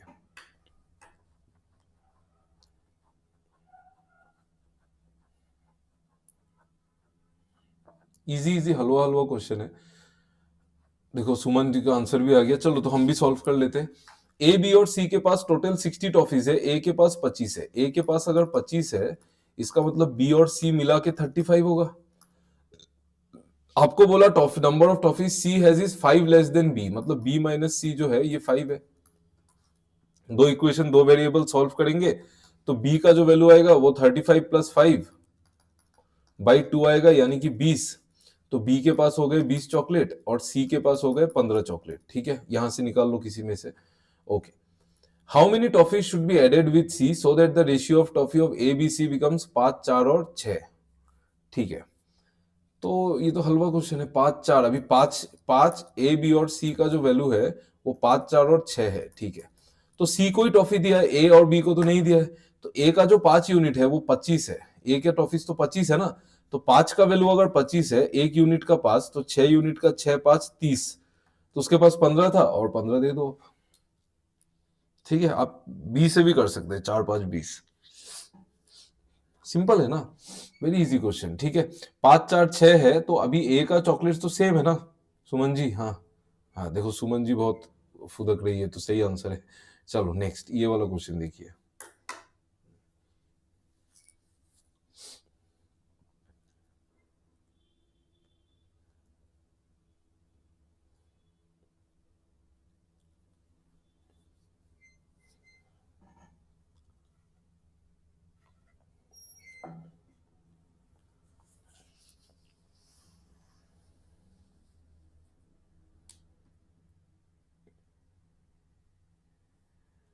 देखो, monthly income of a person 3000 है. He spends A% on rent, A plus 5% on EMI. ठीक है, A% रेंट में देता है, EMI में देता है A प्लस 5%. ठीक है, he spends 45% of the remaining amount on education. ठीक है, रिमेनिंग अमाउंट से 45% एडुकेशन में स्पेंड करता है. If amount spend on education is equal to the amount spend on rent. Rent में कितना स्पेंड किया, A% ऑफ 30,000, इतना ही स्पेंड किया है. ये रेंट में अमाउंट स्पेंड रेंट में आ गया. एडुकेशन में कितना किया, जो बचा हुआ है उसका 45% किया है. ठीक है, ये बोला ना 45% ऑफ द रिमेनिंग, तो अभी बचा हुआ कितना है. देखो A% तो रेंट में चला गया, ए प्लस 5% EMI में चला गया, मतलब 2A प्लस 5% चला गया, तो बचा कितना? 100 माइनस 2A प्लस 5%, इतना बचा है, इतना परसेंट बचा है। बात समझ में आया? क्योंकि 2A प्लस 5% 8% एंड में चला गया, A प्लस 5% EMI में चला गया, तो 2A प्लस 5% तो चला गया मेरे भाई। तो बचा कितना है? 100 माइनस 2A प्लस 5%, मतलब 95 माइनस 2A%। तो जो बचा हुआ है, जो कि 95 माइनस 2A% जो बचा हुआ है, उसका 45% एडुकेशन में स्पेंड किया। तो 45% ऑफ 95 माइनस 2A% ऑफ 30,000, ये आपका एडुकेशन में स्पेंड किया है, और दोनों इक्वल है। अभी सॉल्व करके ये निकाल लेंगे, ए ही निकालना है ना। Find the amount spend on EMI, हाँ ठीक है, तो ए ही निकालना है, ठीक है। तो 30,000 कैंसिल हो जाएगा, परसेंटेज परसेंटेज कैंसिल हो जाएगा, तो ए बराबर 45 इंटू, एक काम करता हूं मैं, इस परसेंटेज को कैंसिल नहीं करके इसको कर देता हूं, तो क्या होगा? 45% का वैल्यू 9/20 आ गया, और 95 माइनस 2A ये आ गया। तो 95 माइनस 2A का जो वैल्यू है वो आ गया आपका, सॉरी 9 इंटू 95 माइनस 2A का जो वैल्यू है ये आ गया आपका 20A। मैं कैलकुलेशन कर लेता हूं, तो 9 इंटू 95 होगा, 80 ने उधर जाएगा, तो 38A का वैल्यू होगा 9 इंटू 95, यानी कि 19 से कटेगा 2 बार, 19 से कटेगा 5 बार, तो ए का जो वैल्यू है वो आ गया 45/2, यानी कि 22.5। तो ए का वैल्यू 22.5% है। आपको बोला है कि EMI में बताओ, तो ए प्लस 5%, मतलब 27.5% निकालना है 30,000 का। तो 27.5% ऑफ 30,000, ये आपका आंसर है। तो परसेंटेज से डबल जीरो कैंसिल हो गया, ये डेसिमल से ये जीरो मर जाएगा। 275 इंटू 3 होता है कितना? 275 इंटू 3 600, और इधर हो गया आपका 225, तो 8250 आपका आंसर है, ऑप्शन डी। ठीक है, ये क्वेश्चन ठीक था, चलो ठीक है, ये तो थोड़ा ठीक ठाक क्वेश्चन है, उतना डिफिकल्ट तो नहीं है, बट ठीक है, सिंपल है। रेंट में A% स्पेंड किया, हाँ हाँ हाँ हाँ अनमोल, हाँ अनमोल जी करेक्ट, सही बात है, इजी है सर, हाँ बिल्कुल इजी है। A% A प्लस 5%, तो बचा 100 माइनस 2A प्लस 5, तो 95 माइनस 2A% बचा, उसका 45% स्पेंड किया है, तो उसका 45% इक्वल किया, ए निकाला, आंसर निकाला, खत्म। आगे देखो, ये वाला क्वेश्चन देखिए। मेंसुरेशन के बहुत सारे क्वेश्चन देखने को मिल रहे हैं, इसलिए मैं कहता हूं कि मेंसुरेशन का जो चैप्टर है ना, किसी भी हालत में उस चैप्टर को स्किप नहीं करना है आपको, कभी भी नहीं। It's a very easy chapter. ठीक है, ये सवाल देखते हैं। Sum of perimeter of top and bottom of a right circular cylinder. Top का जो पेरीमीटर है, मतलब टॉप का सर्कल, इसका एरिया हो गया इसका पेरीमीटर मतलब सरकमफरेंस 2πr, और नीचे वाले का भी 2πr, तो इन दोनों को जोड़ूंगा तो 4πr। 4πr का वैल्यू 176 है, ठीक है, यहां से आर आर निकल जाएगा, निकालो आप। पाई को डालो 22/7, पाई का कुछ बोला तो नहीं है, तो into R is equal to 176। 22 से कटेगा ये 8 बार, ये 4 से कट जाएगा 2 बार, तो रेडियस आ जाएगा 14, रेडियस आ जाएगा 14, सिलेंडर का रेडियस मेरे पास अवेलेबल है 14। ठीक है, आगे देखते हैं। चलो, सिलेंडर का रेडियस निकल गया, वॉल्यूम ऑफ द सिलेंडर इतना है, ठीक है, फॉर्मूला में डाल देते हैं। वॉल्यूम ऑफ सिलेंडर होता है 22/7 पाई आर स्क्वायर एच, मतलब 14 into 14 into H is equal to 3528। अच्छा, पाई भी दे दिया, तो पाई को पाई रहने दो फिर, ठीक है, तो पाई से पाई कट गया, 3528 तो 14 से कट जाएगा, यस कटेगा, 14 से कटेगा 2 बार 28, 72, 14 से कटेगा 5 बार 70, और 28 14 से कटेगा 2 बार, ये भी 14 से कट जाएगा, कट तो जाना चाहिए। 14 से काटो एक बार 14, और 112 कटता है ना 14 से, 112 तो कटता है 14 से। 14 का कितना टाइम से 112? 8, 8 गुना है 8, तो हाइट आ गया 18, ठीक है। And the height of the cylinder जो कि 18 है is 3/4 of the side of the square, तो 18 is equal to 3/4 of the side of the square, ठीक है, साइड ऑफ स्क्वायर एस मान लेते हैं, तो 3 से कट जाएगा 6 बार, साइड ऑफ स्क्वायर आएगा 6 4 24, एरिया ऑफ द स्क्वायर 24 का स्क्वायर 676, सॉरी 576, 576, ठीक है। सिंपल है ना, बहुत इजी सवाल है। हाइट ऑफ द सिलेंडर निकल गया, height of the cylinder is 3/4 of the side of the square, side of the square 24 है, तो 24 का स्क्वायर 576। ठीक है ना, बढ़िया, चलो बढ़िया, आगे बढ़ते हैं। ये वाला क्वेश्चन देखिए, please try to solve it.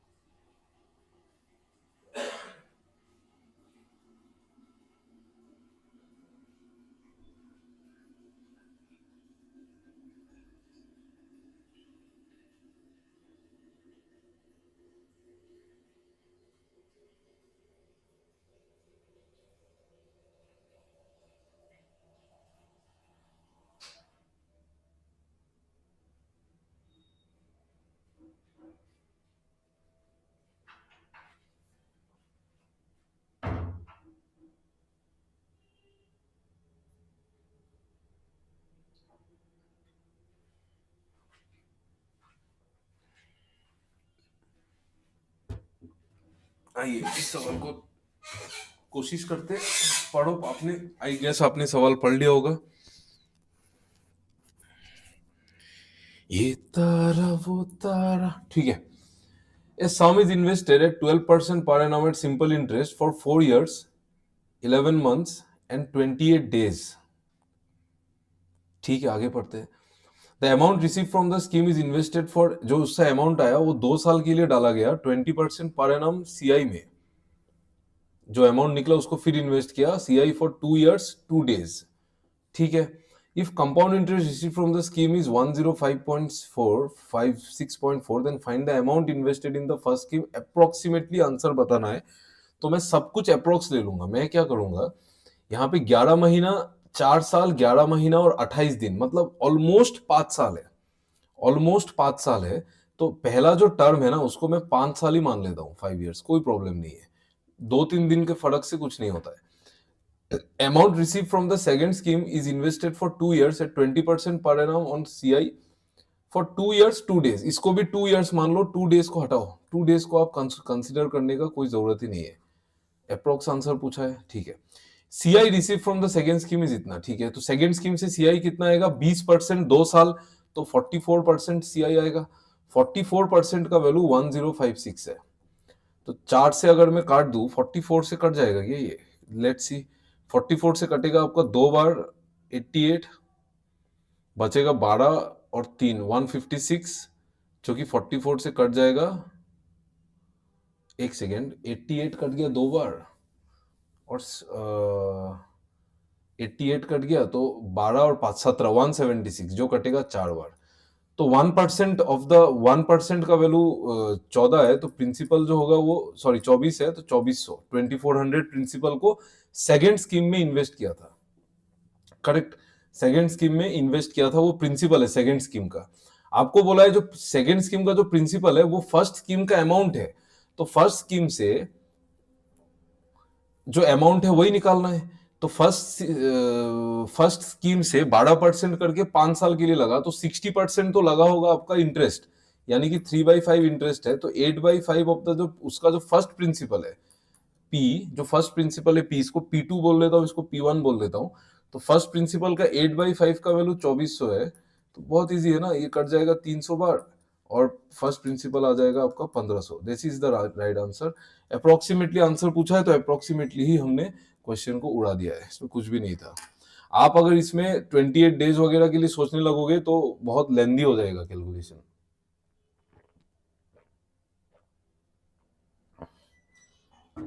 Okay चलो आगे बढ़ते हैं, अगला सवाल देखते हैं। ये सवाल देखिए,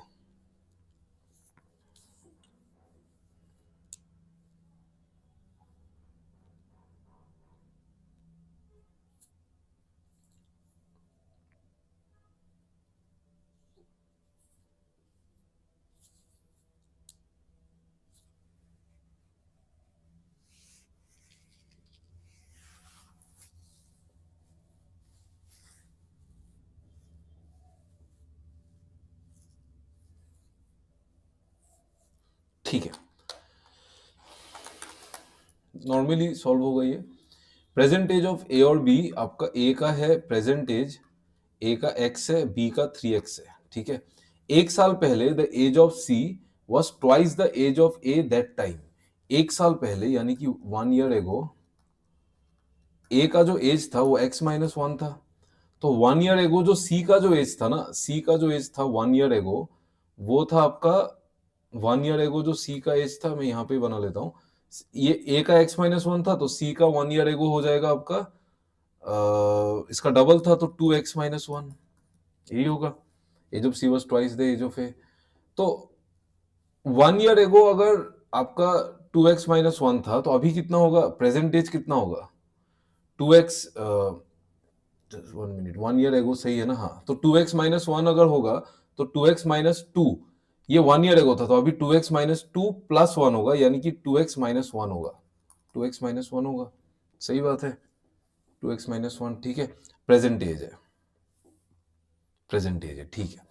आपको बोला है B is 21 years older than C, तो बी जो है वो सी से 21 ईयर्स बड़ा है, मतलब बी का as 2x minus 1 minus 3x, ये होगा 21।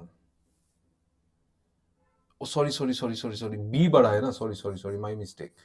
बी बड़ा है तो 3x माइनस 2x प्लस 1 बराबर 21, जहां से आ गया x बराबर 20। आपको बोला है find the ratio of present age of B to C, ratio of present age of B, present age of B क्या हो गया 3x 60, और आपका बी 21 साल बड़ा है तो सी का प्रेजेंट एज कितना हो जाएगा, बी का अगर 60 है तो इसका हो जाएगा आपका 39 सी का। तो सी का एज मुझे चाहिए 3 साल बाद, तो 42, 60 और 42 का रेशियो निकालने बोला है। आप काटेंगे 6 से 10 बार, 6 से 7 बार, तो 10 और 7 का रेशियो है, करेक्ट, ठीक है। ओके, इजी क्वेश्चन है, इजी है, कुछ भी ज्यादा कुछ पूछा नहीं है। एक्स और बी का रेशियो दे दिया, 1 year ago एज ऑफ सी हमने निकाल दिया, और ट्वाइस द रिलेशन लगा दिया यहाँ पे, सॉरी यहाँ से रिलेशन लगाया, फिर इक्वेशन को बनाया, फिर एक्स निकाल के सॉल्व कर लिया, बस खत्म, ठीक है। ये वाला क्वेश्चन देखिए,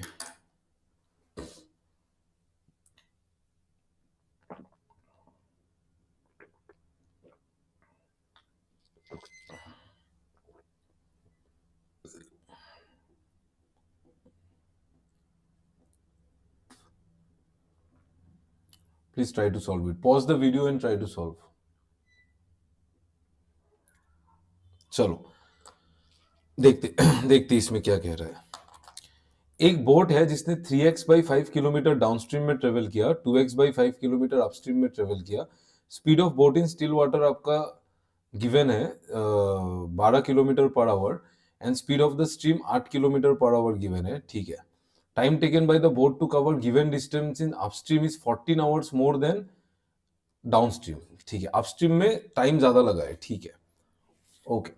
तो अपस्ट्रीम में डिस्टेंस कितना है, पहले हम अपस्ट्रीम और डाउनस्ट्रीम का स्पीड निकाल लेते हैं। स्पीड ऑफ बोट कितना है, बोट का स्पीड 12 है, पानी का स्पीड 8 है, तो अपस्ट्रीम का जो स्पीड हो जाएगा वो 12 माइनस 8 4, और डाउनस्ट्रीम का जो स्पीड हो जाएगा 12 प्लस 8 20, ठीक है। फिर तो आपको कुछ नहीं करना है, कुछ कांस्टेंट वगैरह तो नहीं है, तो इक्वेशन ही बनाना पड़ेगा। तो आपको बोला है कि यहाँ पे क्या कह रहा है कि टाइम टेकन जो अपस्ट्रीम में टाइम लगा है वो 14 घंटा ज्यादा है, तो अपस्ट्रीम में कितना टाइम लगेगा, अपस्ट्रीम का डिस्टेंस 2x/5 है, और अपस्ट्रीम का स्पीड हो गया 4, ये अपस्ट्रीम में इतना टाइम लगा है, distance by speed equals to time, minus downstream में लगा है 3x/5 और डाउनस्ट्रीम का स्पीड है 20, ठीक है, इज इक्वल टू आपको गैप कितना गिवन है 14 आवर्स, ठीक है। तो जो कटता है उसको काट दो पहले, x तो कॉमन आ जाएगा, तो यहाँ पे 2/20, ठीक है, 2 4 10, x कॉमन आ जाएगा, इधर आएगा 1/10 माइनस 3 ये 100 आ गया, तो 1/10 का मतलब होता है 10/100, 10/100 इक्वल्स टू 14। 1/10 आ रहा था, मैंने 10/100 लिख लिया, 10/100 माइनस 3/7/100, तो 7x/100 का वैल्यू आ गया 14। तो यहां से आपका ये 7 से 2 बार 200, x का वैल्यू आ गया 200, x का वैल्यू आ गया 200, ठीक है। Find the total distance travelled in downstream, downstream का डिस्टेंस बताना है, तो 3 × 200/5, यानी कि 540, 340, 120 किलोमीटर, ये आपका आंसर है ऑप्शन डी। ठीक है, इजी क्वेश्चन था ना, नथिंग, कुछ भी नहीं है, डिफरेंस निकाल के एक्स निकाल लो बस। ये सवाल देखिए, इस केसलेट को ट्राई कीजिए प्लीज।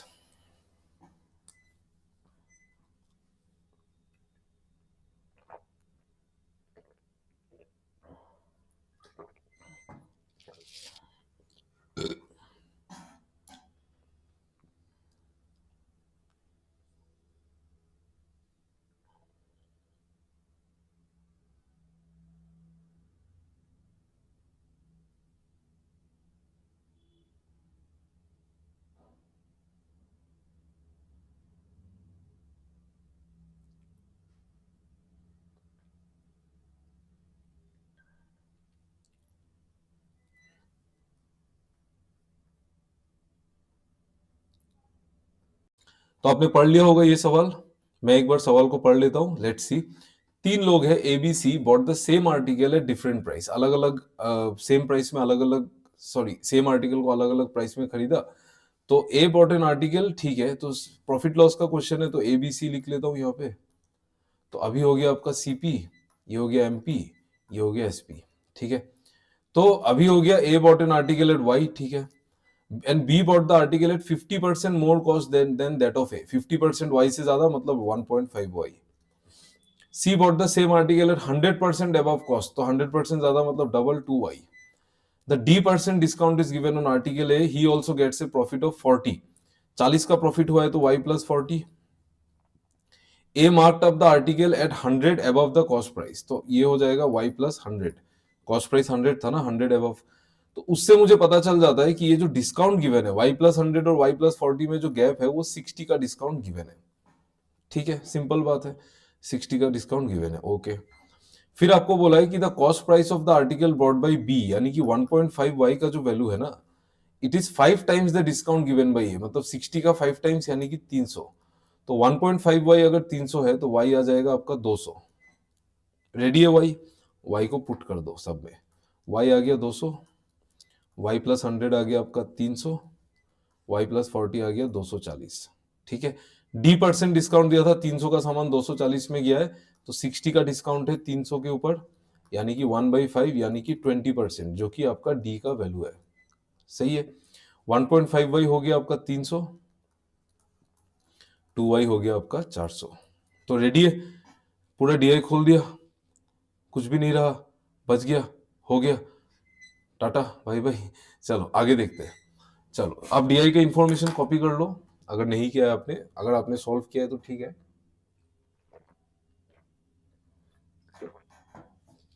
फटाफट क्वेश्चन उड़ाएंगे। देखो, find the value of D 20%, find the value of Y, Y value कितना आया था 300, 200, वाई का वैल्यू 200 था। यस, ठीक है, तो डी का वैल्यू 20%, वाई का वैल्यू 200, दो क्वेश्चन तो यहां से निकल गया। नेक्स्ट, ठीक है, ये सवाल देखो,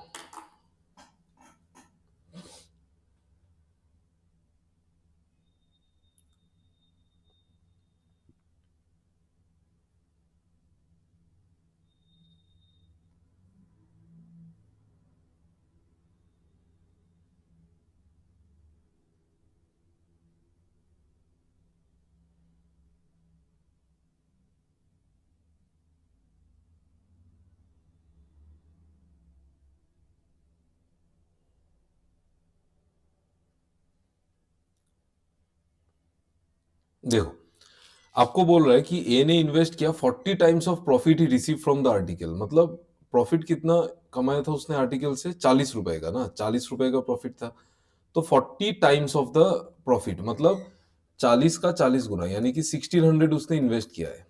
ठीक है, विच ऑफर से simple interest of 15% for 5 years, interest ही बताना है। ठीक है भाई, हाँ राहुल जी आपका आंसर, हाँ सबने आंसर निकाल ही दिया है। मैं आपको एक ट्रिक बताता हूँ, देखो 75%, अगर 15% 5 साल है तो 75% इंटरेस्ट आएगा। कोई भी नंबर, किसी भी नंबर का 75% है ना, तो उसको 3 से तो कटना चाहिए। सबसे पहला बात, ये ऑप्शन 3 से नहीं कटता है, ये भी नहीं कटता है, ये भी नहीं कटता है, ये 3 से कट जाता है, 1 2 3 5 6, तो ये हो सकता है या फिर ये हो सकता है, दोनों में से कोई हो सकता है। बट क्वेश्चन बहुत ईजी है, तो दिमाग लगाने का जरूरत नहीं है। तो 15% 5 साल 75% इंटरेस्ट आएगा, यानी कि 3/4 इंटू 1600, यानी कि 1200। दैट्स इट, ये आपका आंसर है।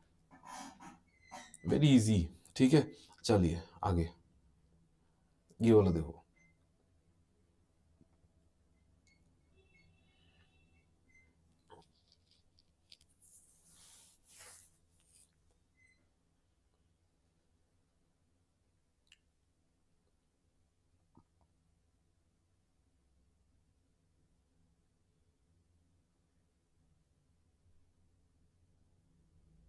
यहाँ पे बोल रहा है सी का मुझे सीपी पता है ना।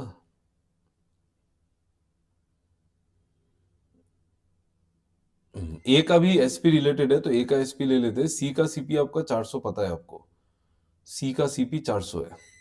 तो सी के लिए सीपी जो है वो 400 है। आपको कह रहा है कि 30% मार्कअप करो, ठीक है।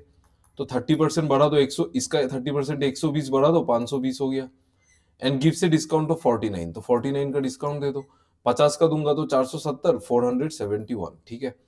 Find the selling price of A का सेलिंग प्राइस था आपका 240, इज हाउ मच मोर और less than selling price of C. मतलब 471 और 240 का डिफरेंस बताना है, यानी कि 231 है difference. This is the answer. Very easy question, कुछ भी नहीं है, कुछ भी नहीं है बताने वाला, कुछ भी नहीं है।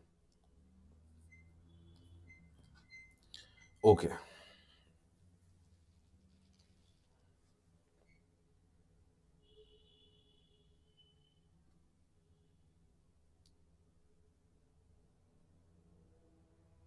वेरी इजी क्वेश्चन, समझ में आ गया। देखो आप देखो, आपको बोला है कि बी जो है डबल प्रॉफिट कमाता है, B get the profit double that of C on the article they brought, ठीक है। Now C and B get into a partnership by investing their profits that they get from the article। तो profit जो मिला है वही investment है। तो investment का जो रेशियो है, बी को डबल प्रॉफिट मिला ना, B gets the profit double than that of C, यानी कि 1:2 तो इन्वेस्टमेंट का रेशियो है, क्योंकि बी को डबल प्रॉफिट मिला और वही इन्वेस्ट कर रहा है, तो 1:2 इन्वेस्टमेंट का रेशियो है। They bought in the business, they bought for, they get from the article, they bought for X months, C का एक्स मंथ्स है और बी का 12 मंथ्स है। Received profit share in the ratio 1:6, ठीक है। तो मैं एक काम करता हूं, मैं टाइम का रेशियो नहीं लेता हूं, मैं डायरेक्ट प्रॉफिट का रेशियो ले लूंगा। अगर प्रॉफिट का रेशियो 1 और 6 है, इन्वेस्टमेंट इंटू टाइम प्रॉफिट होता है, तो 1:1 होगा 1 और 2:3 होगा 6, ठीक है। इसका मतलब यह है कि इनका जो टाइम का रेशियो है ना वो 1 और 3 है। तो अभी बी का टाइम तो मुझे पता है 12 महीना, यानी कि 3 यूनिट का वैल्यू अगर 12 मंथ्स है, 3 यूनिट अगर 12 है, तो 1 यूनिट 4, यानी कि 1 यूनिट 4 महीना है। तो ये 4 महीना ही एक्स का वैल्यू है। सिंपल एज दैट, सिंपल है। आप कितना सिंपली देख सकते हो वही बात है, ठीक है। ओके, चलो ये डीआई देखते हैं। एवरीवन इज रिक्वेस्टेड, आप डीआई को देखो यहाँ पे क्या गिवन है, और देखो, पढ़ लो एक बार।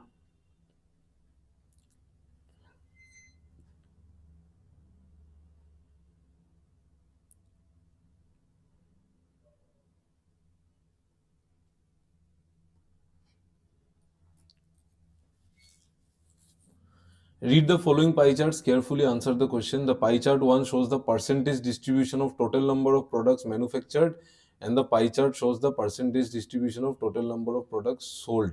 भाई ठीक है, तो मैन्युफैक्चर्ड हो गया, ये सोल्ड हो गया। अभी मैं कोई भी डेटा नहीं लेना चाहता हूँ यहाँ से, क्योंकि अगर मैं डेटा ले लूंगा तो मुझे सब कुछ निकालना पड़ेगा। निकाल लूँ क्या? नहीं निकालते, क्वेश्चन देखते हैं। क्वेश्चन देखते हैं, जरूरत के हिसाब से निकाल, नहीं तो निकाल लेते हैं, निकाल लेते हैं। मैं एक बार फिर भी क्वेश्चन देख लेता हूँ। हाँ, सब निकालना ही है तो निकाल लेते हैं, ठीक है। तो कुछ ए बी सी और ए बी सी डी और ई, तो यहाँ पे इन्होंने कुछ कुछ प्रोडक्ट्स मैन्युफैक्चर किए, कुछ कुछ सोल्ड किए वहां से, और बाकी रह गए अनसोल्ड।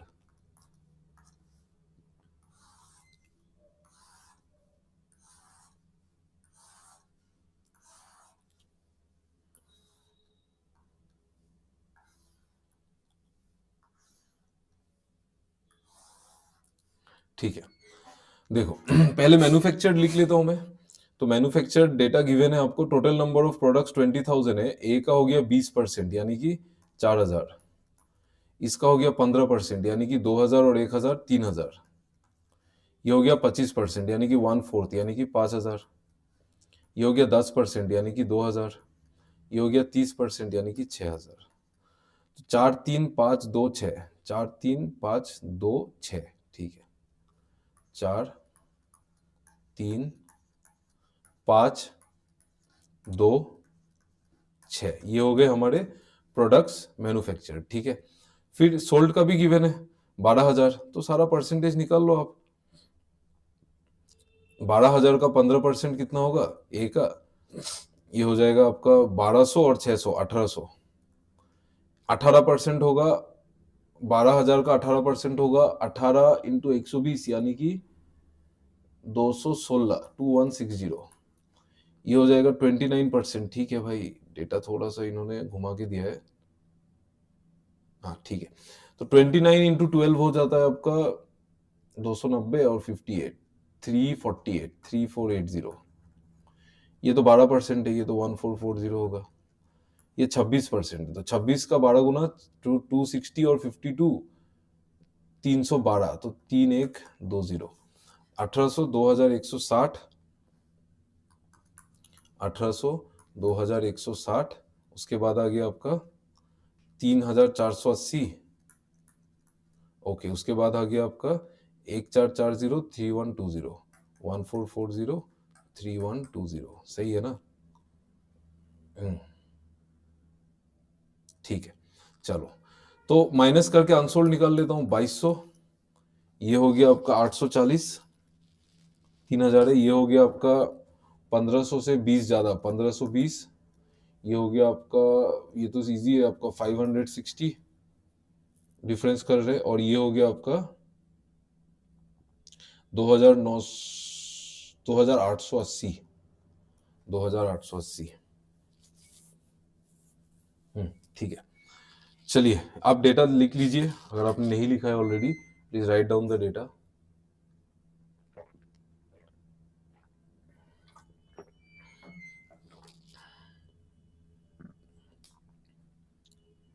चलो आगे देखते हैं।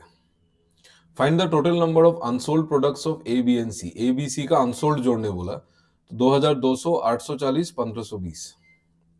2,200 840 1,520, ठीक है। ऐड कर देता हूँ 2,200 और 840 3,040 4,540 4,560 4560। This is the answer. Easy है यार, इसमें क्या एक्सप्लेन करूं मैं। नेक्स्ट क्वेश्चन देखो।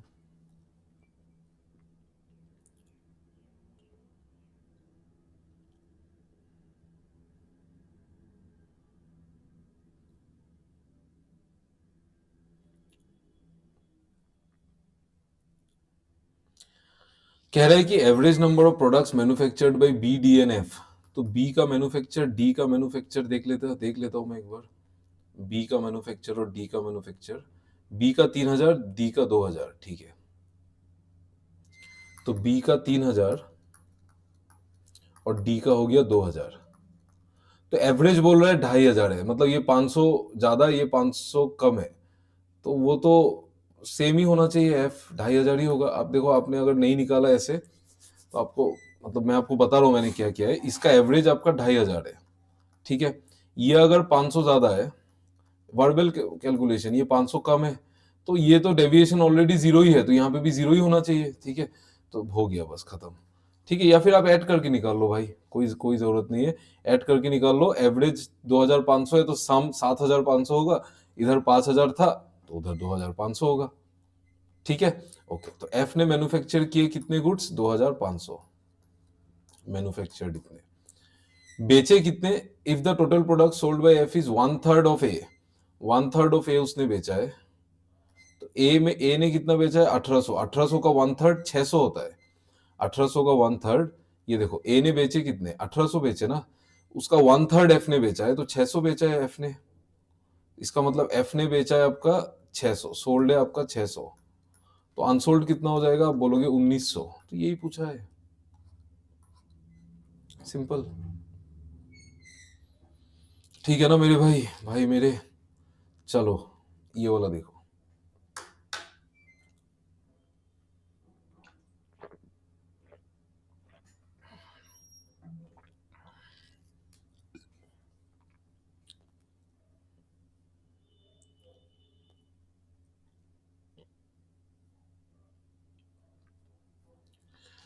जो डेटा गिवन था ना वो 2022 का गिवन था, तो सारा में ए है, तो मैं ए का डेटा एक बार कॉपी कर लेता हूँ। ए का डेटा देख लेते हैं एक बार, 400, 1800 और 2200, ठीक है। ए ने टोटल मैन्युफैक्चर किए 4000,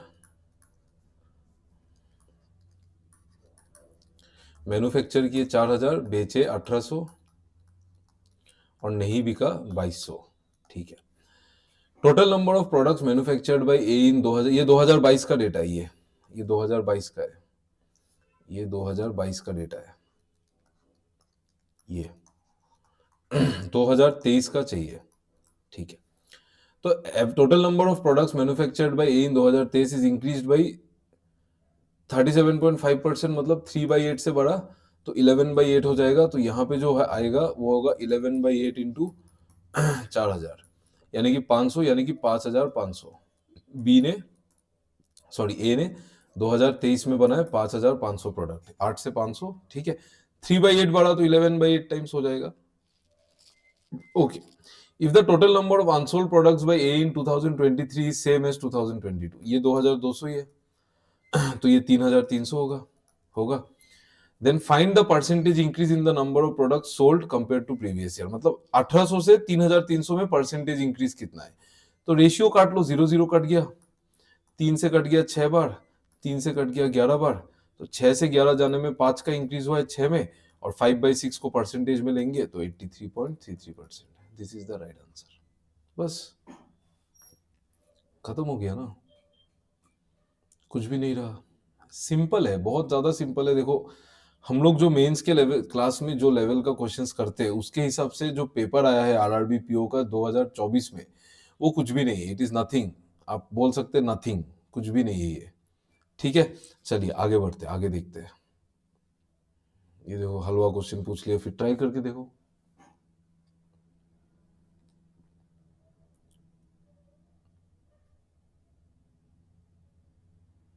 find the difference between total number of products sold by D and E and total number of products unsold by C and A, ठीक है। डीएनई का सोल्ड और डीएनई का सोल्ड और सी और ए का अनसोल्ड का डिफरेंस बता दो, ठीक है, बता देंगे। डी और ई का सोल्ड कितना है, डी और ई का सोल्ड देखो, ये 1440 प्लस 3120, तो ये हो जाएगा आपका 4560, ये हो जाएगा 4560। और सी और ए का अनसोल्ड, सी और ए का अनसोल्ड कितना हो गया, 2200 प्लस 1520, यानी कि 3720। तो इन दोनों में डिफरेंस बताना है, 4560 और 3720 में डिफरेंस कितना है, 840 का। तो 840 इसका आंसर है मेरे भाई। कुछ है बताओ, कुछ है क्वेश्चन में, कुछ भी तो नहीं है, कुछ भी नहीं है। ये वाला देखिए, एक दो क्वेश्चन ठीक था, जैसे टाइम एंड वर्क वाला क्वेश्चन बढ़िया था। इनफैक्ट सिंपल इंटरेस्ट वाला भी ठीक था। अभी कोई अगर अलग अप्रोच ले रहा है तो अलग बात है, बट वो अच्छा क्वेश्चन है, थोड़ा एग्जाम में नर्वस कराने वाला, ठीक है, मतलब बुरा नहीं है, ठीक है। ये सवाल देख लीजिए, total number of products manufactured by X is 40% less than that of E, X to B. अच्छा, ई और बी का डेटा चाहिए मुझे, ठीक है। डेटा तो चाहिए नहीं, मैं यहां से ही नंबर सोल्ड सी, अच्छा तो सब निकालना ही पड़ेगा, तो निकाल लेते हैं। एक्स का मैन्युफैक्चर्ड, सोल्ड और अनसोल्ड, यही चाहिए ना, ठीक है। आपको बोला है total number of products manufactured by X is 40% less than E, ठीक है। तो ई का ई से 40% कम है, मतलब ई का 60% है।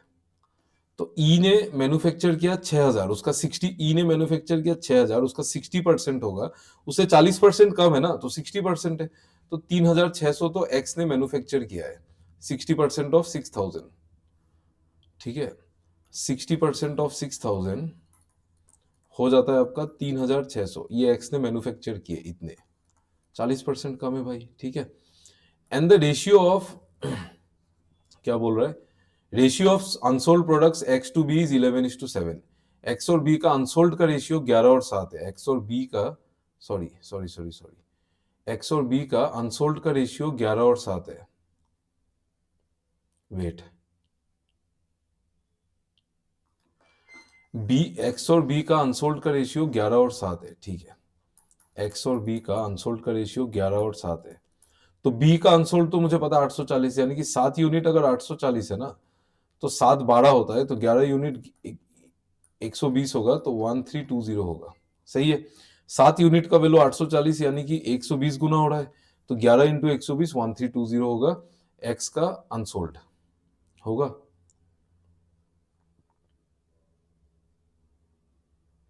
तो 1320 हो गया एक्स का अनसोल्ड, अनसोल्ड ही बोला, ठीक है। तो सोल्ड कितना हो जाएगा मेरे भाई, आप बोलोगे सर ये 2300 होता, लेकिन 2280 हो जाएगा, ठीक है, ठीक है। आपको बोला है number of product sold by X 2280 is what percentage of the number of products manufactured by C. तो 2280 सी ने कितने मैन्युफैक्चर किए, ये पीछे पीछे जाने में टाइम चला जाता है। सी ने मैन्युफैक्चर कितने किए, 5000, ठीक है भाई, ये तो बहुत इजी है, आपको शॉर्टकट बता देता हूँ इसका। ये 5000 है ना, तो 5 से डिवाइड कर देता हूँ, तो 200 456 45.6 होगा ये, डायरेक्ट डायरेक्ट आंसर, कुछ भी नहीं करना है। ट्रेडिशनल वे में कैलकुलेट कर सकते हैं। मैंने क्या किया, मैंने क्या किया कि 2000, एक तो तरीका ये है कि 2250 100 से डिवाइड, 100 से मल्टीप्लाई करके परसेंटेज लगा दो, 0.00000 काट दो, 228/5, अल्टीमेटली आपको यही करना पड़ रहा है, ठीक है। तो अगर मैं ये नहीं करके, अगर मैं इसको ऐसे कर दूं ना, कि देखो यहाँ पे मैं अब थॉट देखो क्या कर सकते हैं, यहाँ पे 2280 है ना, तो अगर यहाँ पे नीचे 1000 बना दूं तो ऊपर भी 1000 बनाना पड़ेगा, मतलब सॉरी, नीचे अगर मैं 1000 बना दूं तो मुझे डिवाइडेड बाई 5 करना पड़ेगा नीचे, तो ऊपर भी करना पड़ेगा। तो मैंने 2280 को मन में डिवाइडेड बाई 5 कर लिया, तो 228 का डबल 456 होता है, तो ये 456 होगा बाई 1000। अगर मुझे बाई 100 चाहिए तो 45.6 बाई 100 होगा, और बाई 100 में जो नंबर है वही परसेंटेज होता है, तो वैसे कर लिया जल्दी। जल्दी भागना है ना आपको, जल्दी करना है, ठीक है। कर तो कोई भी लेगा यार, जल्दी करना ही गेम है। ये डेटा के लिए ई का डेटा चाहिए, तो मैं ई का डेटा ले लेता हूं पहले एक बार, फिर इस क्वेश्चन को आराम से बनाएंगे।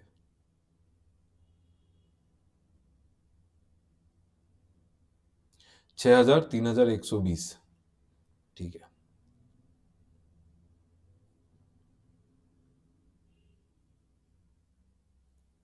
ठीक है। ई ने मैन्युफैक्चर किए कितने, 6000, और बेचे कितने, 3120, तो नहीं बिका होगा कितना, बाकी नहीं बिका होगा 2880, इतना नहीं बिका है, ठीक है। चलो सवाल करो।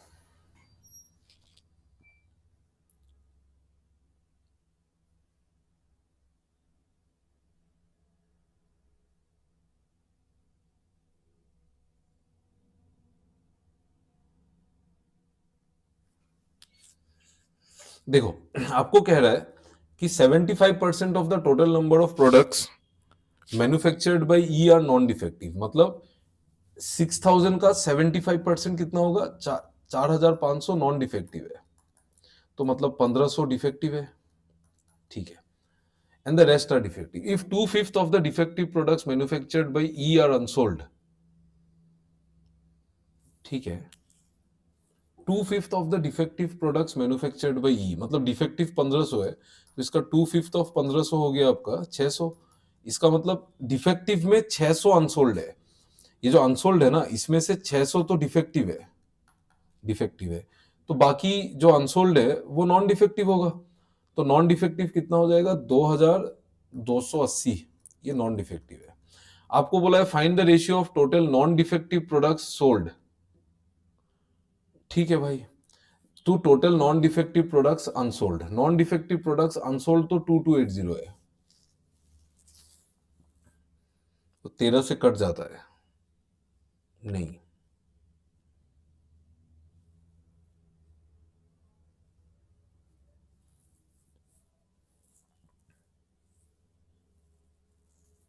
ठीक है, वेट।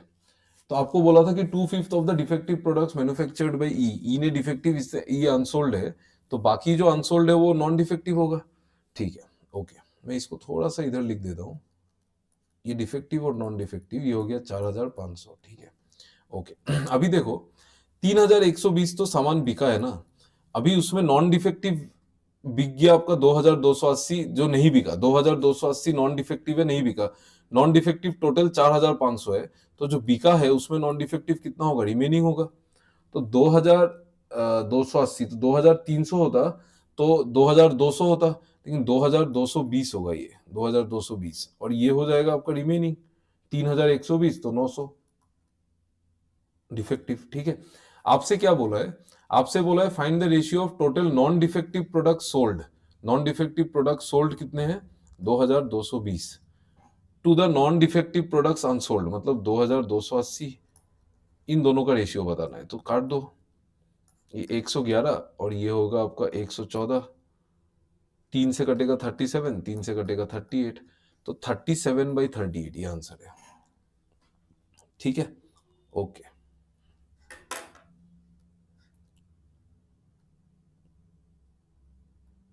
सो गाइस चलिए देखते हैं हमारा लास्ट क्वेश्चन, जो एक डीआई है, ये इस शीट का लास्ट क्वेश्चन है, और आपके आरआरबी पीओ मेंस 2024 क्वांट का भी ये लास्ट क्वेश्चन है। तो लेट्स सी द डीआई। मैं अपने आप को छोटा कर चुका हूँ ऑलरेडी, तो देखो यहाँ पे क्या बोला है, please read the DI.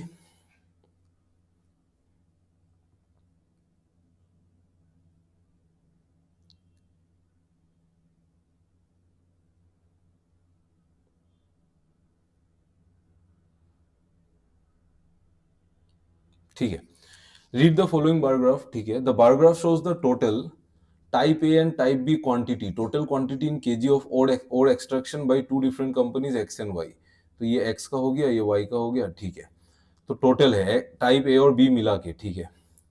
Table below shows the percentage of type A ore extraction by company X, percentage of type A ore extraction given है, ठीक है, तो इजी है, अगर परसेंटेज ऑफ ए गिवन है तो वहां से बी निकल जाएगा, ठीक है, and the quantity of type B ore extraction by Y, B का क्वांटिटी मतलब वाई के लिए बी का क्वांटिटी गिवन है, तो माइनस करके ए का भी निकल निकल जाएगा, तो पहले निकाल लेते हैं, 12, 13, 2012, 2013, 14 और 15,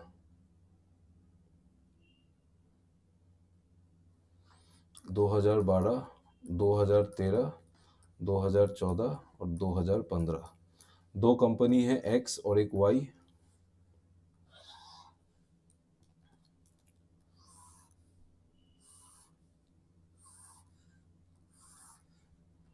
ठीक है, तो यहाँ पे हो गया एक्स का ए और एक्स का बी, और फिर हो गया ये वाई का ए और वाई का बी, ये हो गया, ठीक है, चलिए चलो देखते हैं, यहाँ लाइन खींच देता हूँ, चलो, तो यहाँ पे गिवन है आपका ए का जो एक्स कंपनी एक्स का जो टोटल ओवर है 2012 में, वो 150 है, 2012 में 150 है, और परसेंटेज ऑफ ए और 40% है, मतलब 150 का 40%, है ना, एक्स का 2012 में 150 है, और उसमें एक्स का जो टाइप ए है वो 40% है, तो 150 का 40% 60 हो गया, टोटल 150 है तो उसका 40% 60 हो गया, तो ये हो गया 90, 60, 90, 150, ठीक है। फिर नेक्स्ट, फिर देखो 2013 में 180 है, 50% ए का है, तो 50% बी का होगा, तो 90, 90, तो 90, 90, ठीक है। उसके बाद 2014 में 350 है और 60% है, 350 का 60% 210 होता है, 350 का 60%, 60% ऑफ 350 होता है आपका 210, 210, ठीक है, तो 210 अगर ए का टाइप है तो 350 है तो 140 होगा, ठीक है, चलो नेक्स्ट। फिर बोल रहा है 240 टोटल है, 75% यानी कि 3/4, तो 3/4 ऑफ 240 कितना होता है, आप बोलोगे सर क्या बात कर रहे हैं, 180 होता है, तो 180 हो गया ये, जस्ट 1 मिनट, 180 और 60, 180 और 60, ठीक है, ओके। चलो आगे देखते हैं। अभी आते हैं बी ओड में। बी ओड में क्वांटिटी, सॉरी, ये बी के लिए जो सेकंड है वो वाई का गिवन है, मतलब y का b गिवन है क्वांटिटी, तो y का टोटल 90 है, जिसमें b अगर 30 है तो a 60 होगा, तो 60-30, 60-30, ठीक है, ओके। उसके बाद हो गया आपका 210, उसमें b 135 है, ठीक है, तो 210 में अगर b 135 है तो a हो जाएगा आपका 75, यस 75, 210, ठीक है, ओके। फिर हो गया 120 में 75 है तो उधर हो जाएगा आपका 45, 75 और 45, ठीक है, तो ये हो गया 75 और ये हो गया आपका 45। चलो नेक्स्ट, 160 में 90 है तो 90 70 होगा, 90 और ये 70, ठीक है ना, 30 135 75 90, ठीक है। तो डेटा हमने निकाल लिया, किसने कौन सा साल में x ने a का कितना किया, b का कितना किया, और y ने a का कितना किया, b का कितना किया। तो आप डेटा ले लो, then we will see the questions.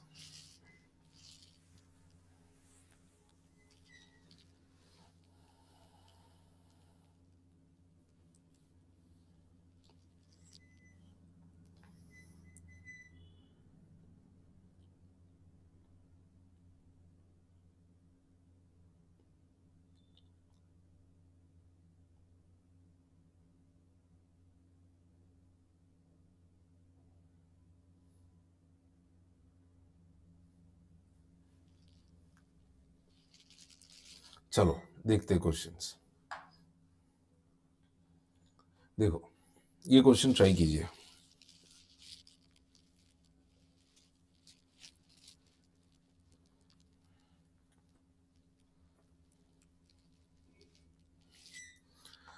बोला है कि total quantity of A type ore extraction in Y in 2014 and 12, Y का ए टाइप 14 एंड 12, वाई का ए टाइप 14 एंड 12, तो वाई का ए टाइप 14 एंड 12 मतलब 60 और 45 105, ठीक है, वाई का A type 14 12 105 is what percentage of the total quantity of B ore X का बी 14 15, एक्स का बी 14 15, एक्स का बी 14 15 मतलब 200, तो यार ये क्या हो गया, तो 200 का कितना परसेंट है, तो 52.5% है। 105 जो है वो 200 का कितना परसेंट है, तो वो 52.5% है, ठीक है ना, ओके। नेक्स्ट ये वाला क्वेश्चन देखो।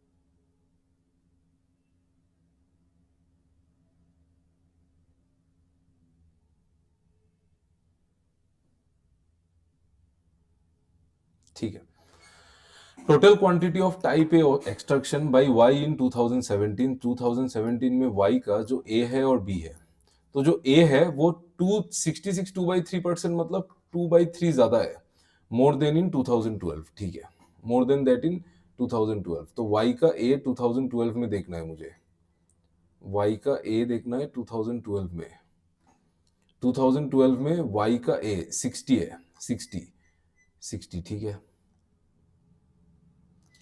तो 60 से 2/3 ज्यादा है मतलब 60 का 5/3 है, तो आप बोलोगे 320 100 हो गया, ठीक है, तो total quantity of type A और ए ही देखा ना मैंने, वाई का मैंने ए ही देखा ना मेरे भाई, हाँ सही है सही है, total quantity of type A ore extraction in Y in 2017 2/3 more then in 2012, तो ये 100 हो गया, ठीक है। टोटल क्वांटिटी ऑफ बी और type ore extraction is half of the quantity of A by x in 15, X का ए देखना है 2015 में, उसका आधा है, 2015 में एक्स का ए 180 है, तो उसका आधा 90 होगी, तो 90, ठीक है। Then find the total quantity of ore extraction by Y in 2015 जो कि 190 है, इज हाउ मच मोर और less than total quantity of ore extraction by X in 2012। X in 2012, X का 2012 का टोटल कितना है, 150 है, 150 है, ठीक है। तो 40 होगा इसका आंसर। ये 190 है, ये 150 है, तो डिफरेंस 40 केजी का हो गया, ठीक है। ओके, इजी था बट थोड़ा ट्रिक घुमाने को लेंदी है बस, और कुछ नहीं, ठीक है। अगला सवाल देखिए please, please try to solve the questions.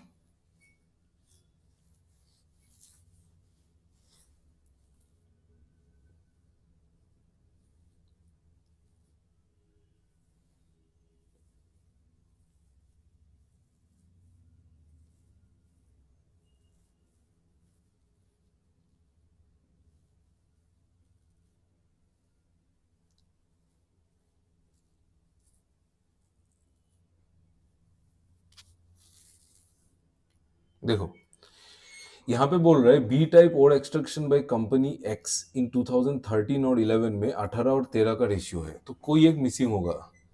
तो B type ore extraction by x का बी टाइप जो है वो 13 और 11 में 18 और 13 का रेशियो है, तो 13 में तो गिवन होगा बी टाइप बाय एक्स, 13 में बी टाइप बाय एक्स, ये 90, ठीक है।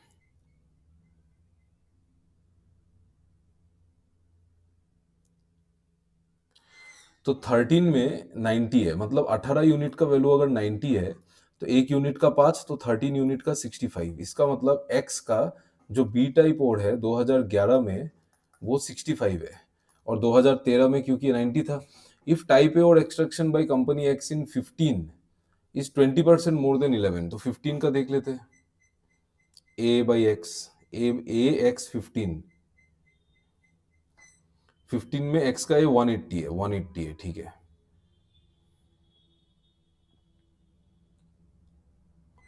तो 15 में 180 है, इस 20% मोर देन 11, तो 11 20% मोर अगर है तो 11 और 15 का जो रेशियो है वो 5 और 6 होगा। 6 यूनिट का वैल्यू अगर 180 है तो 5 यूनिट का वैल्यू 150 हो जाएगा। तो इसका मतलब ए का जो 2011 में एक्स का ए है वो 150 है, तभी तो 15 में 20% ज्यादा है।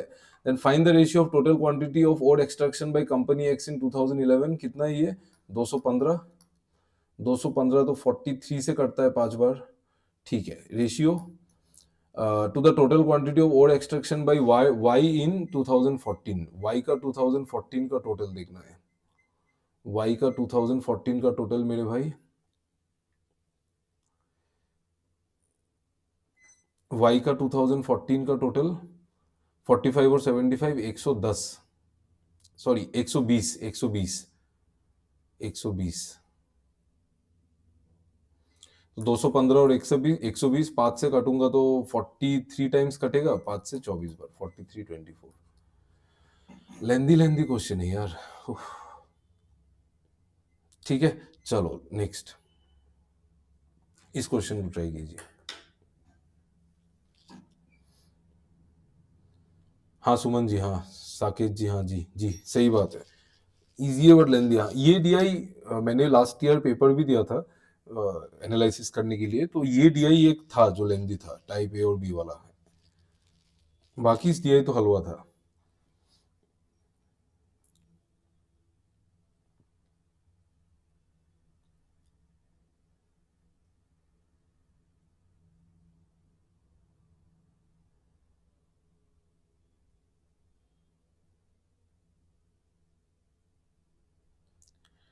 ठीक है। देखो, the average of the type A ore extraction by X, X का ए का 12, 13 और 17 का एवरेज 73 है। तो 12 और 13 का देख लेता हूँ एक्स का ए, 12 और 13 का देख लेता हूँ एक्स का ए।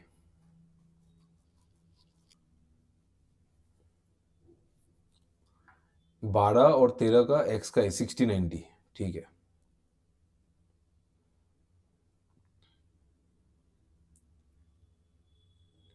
ठीक है, तो 60 90 है, 60 है और ये 90 है, 2012 का और ये 2013 का। तो 2017 का पूछा है, ठीक है। डेविएशन से देख लेते हैं, यहाँ पे 13 कम है, यहाँ पे 17 ज्यादा है। तो 17 ज्यादा, यस। यहाँ पे 13 कम है, 13 कम है, 17 ज्यादा है, मतलब 4 ज्यादा है, तो इधर 4 कम होना चाहिए, यानी कि ये 69 होगा। ठीक है, आप सम करके भी निकाल सकते हैं। अगर एवरेज 73 है तो 60 प्लस 90 और उसको एक्स मान लेता हूँ जो मिसिंग है, ये हो जाएगा आपका 219। अगर 150 से माइनस करूंगा तो 69 ही आने वाला है। ठीक है, तो इसका मतलब टाइप ए जो है एक्स का 2017 में टाइप ए जो है ना वो 69 है। ठीक है, आपको शायद मुझे बी निकालना है। लेट्स सी, देखते हैं।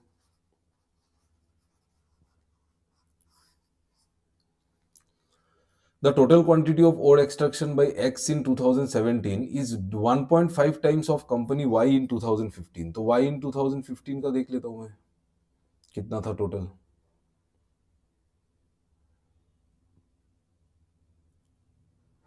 Y in 2015 आपका 160 है, 160 है। ठीक है, Y in 2015, Y in 2015 देखा ना मैंने, 160 है। जस्ट 1 मिनट, और एक बार चेक कर लेता हूँ। Y in 2015, हाँ जी, 160 है। ठीक है,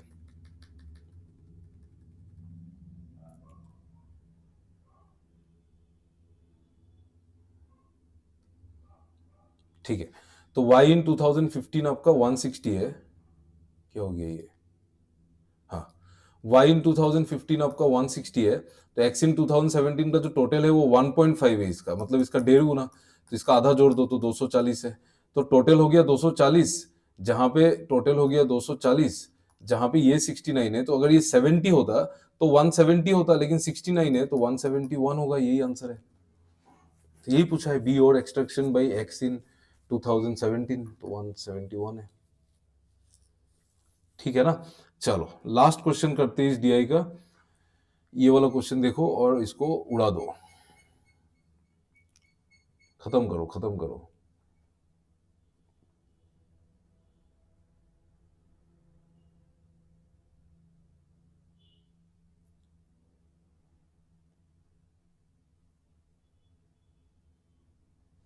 क्या बोल रहा है, find the difference between the total B type ore extraction by X. X का बी का सम बताना है 13 और 15 में। ठीक है, तो difference between the total type B ore extraction X का 2013-15 में बी बताना है। एक्स का बी 2013-15 का सम, एक्स का बी 2013-15, एक्स का बी 2013 हो गया, ये 15 हो गया, ये तो 150 हो गया। ठीक है,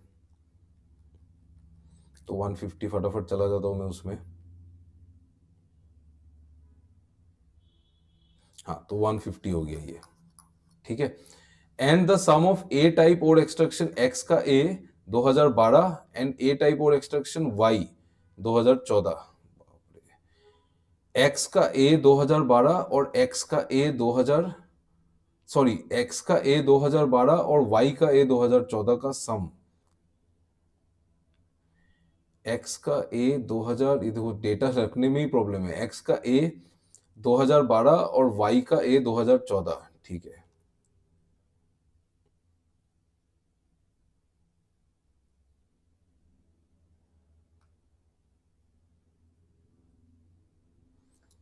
एक्स का ए 2012 और वाई का ए 2014, वाई का ए 2014, इन दोनों का सम 105 है।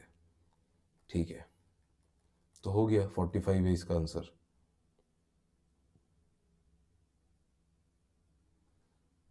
105 है, तो इन दोनों का डिफरेंस 45, ठीक है।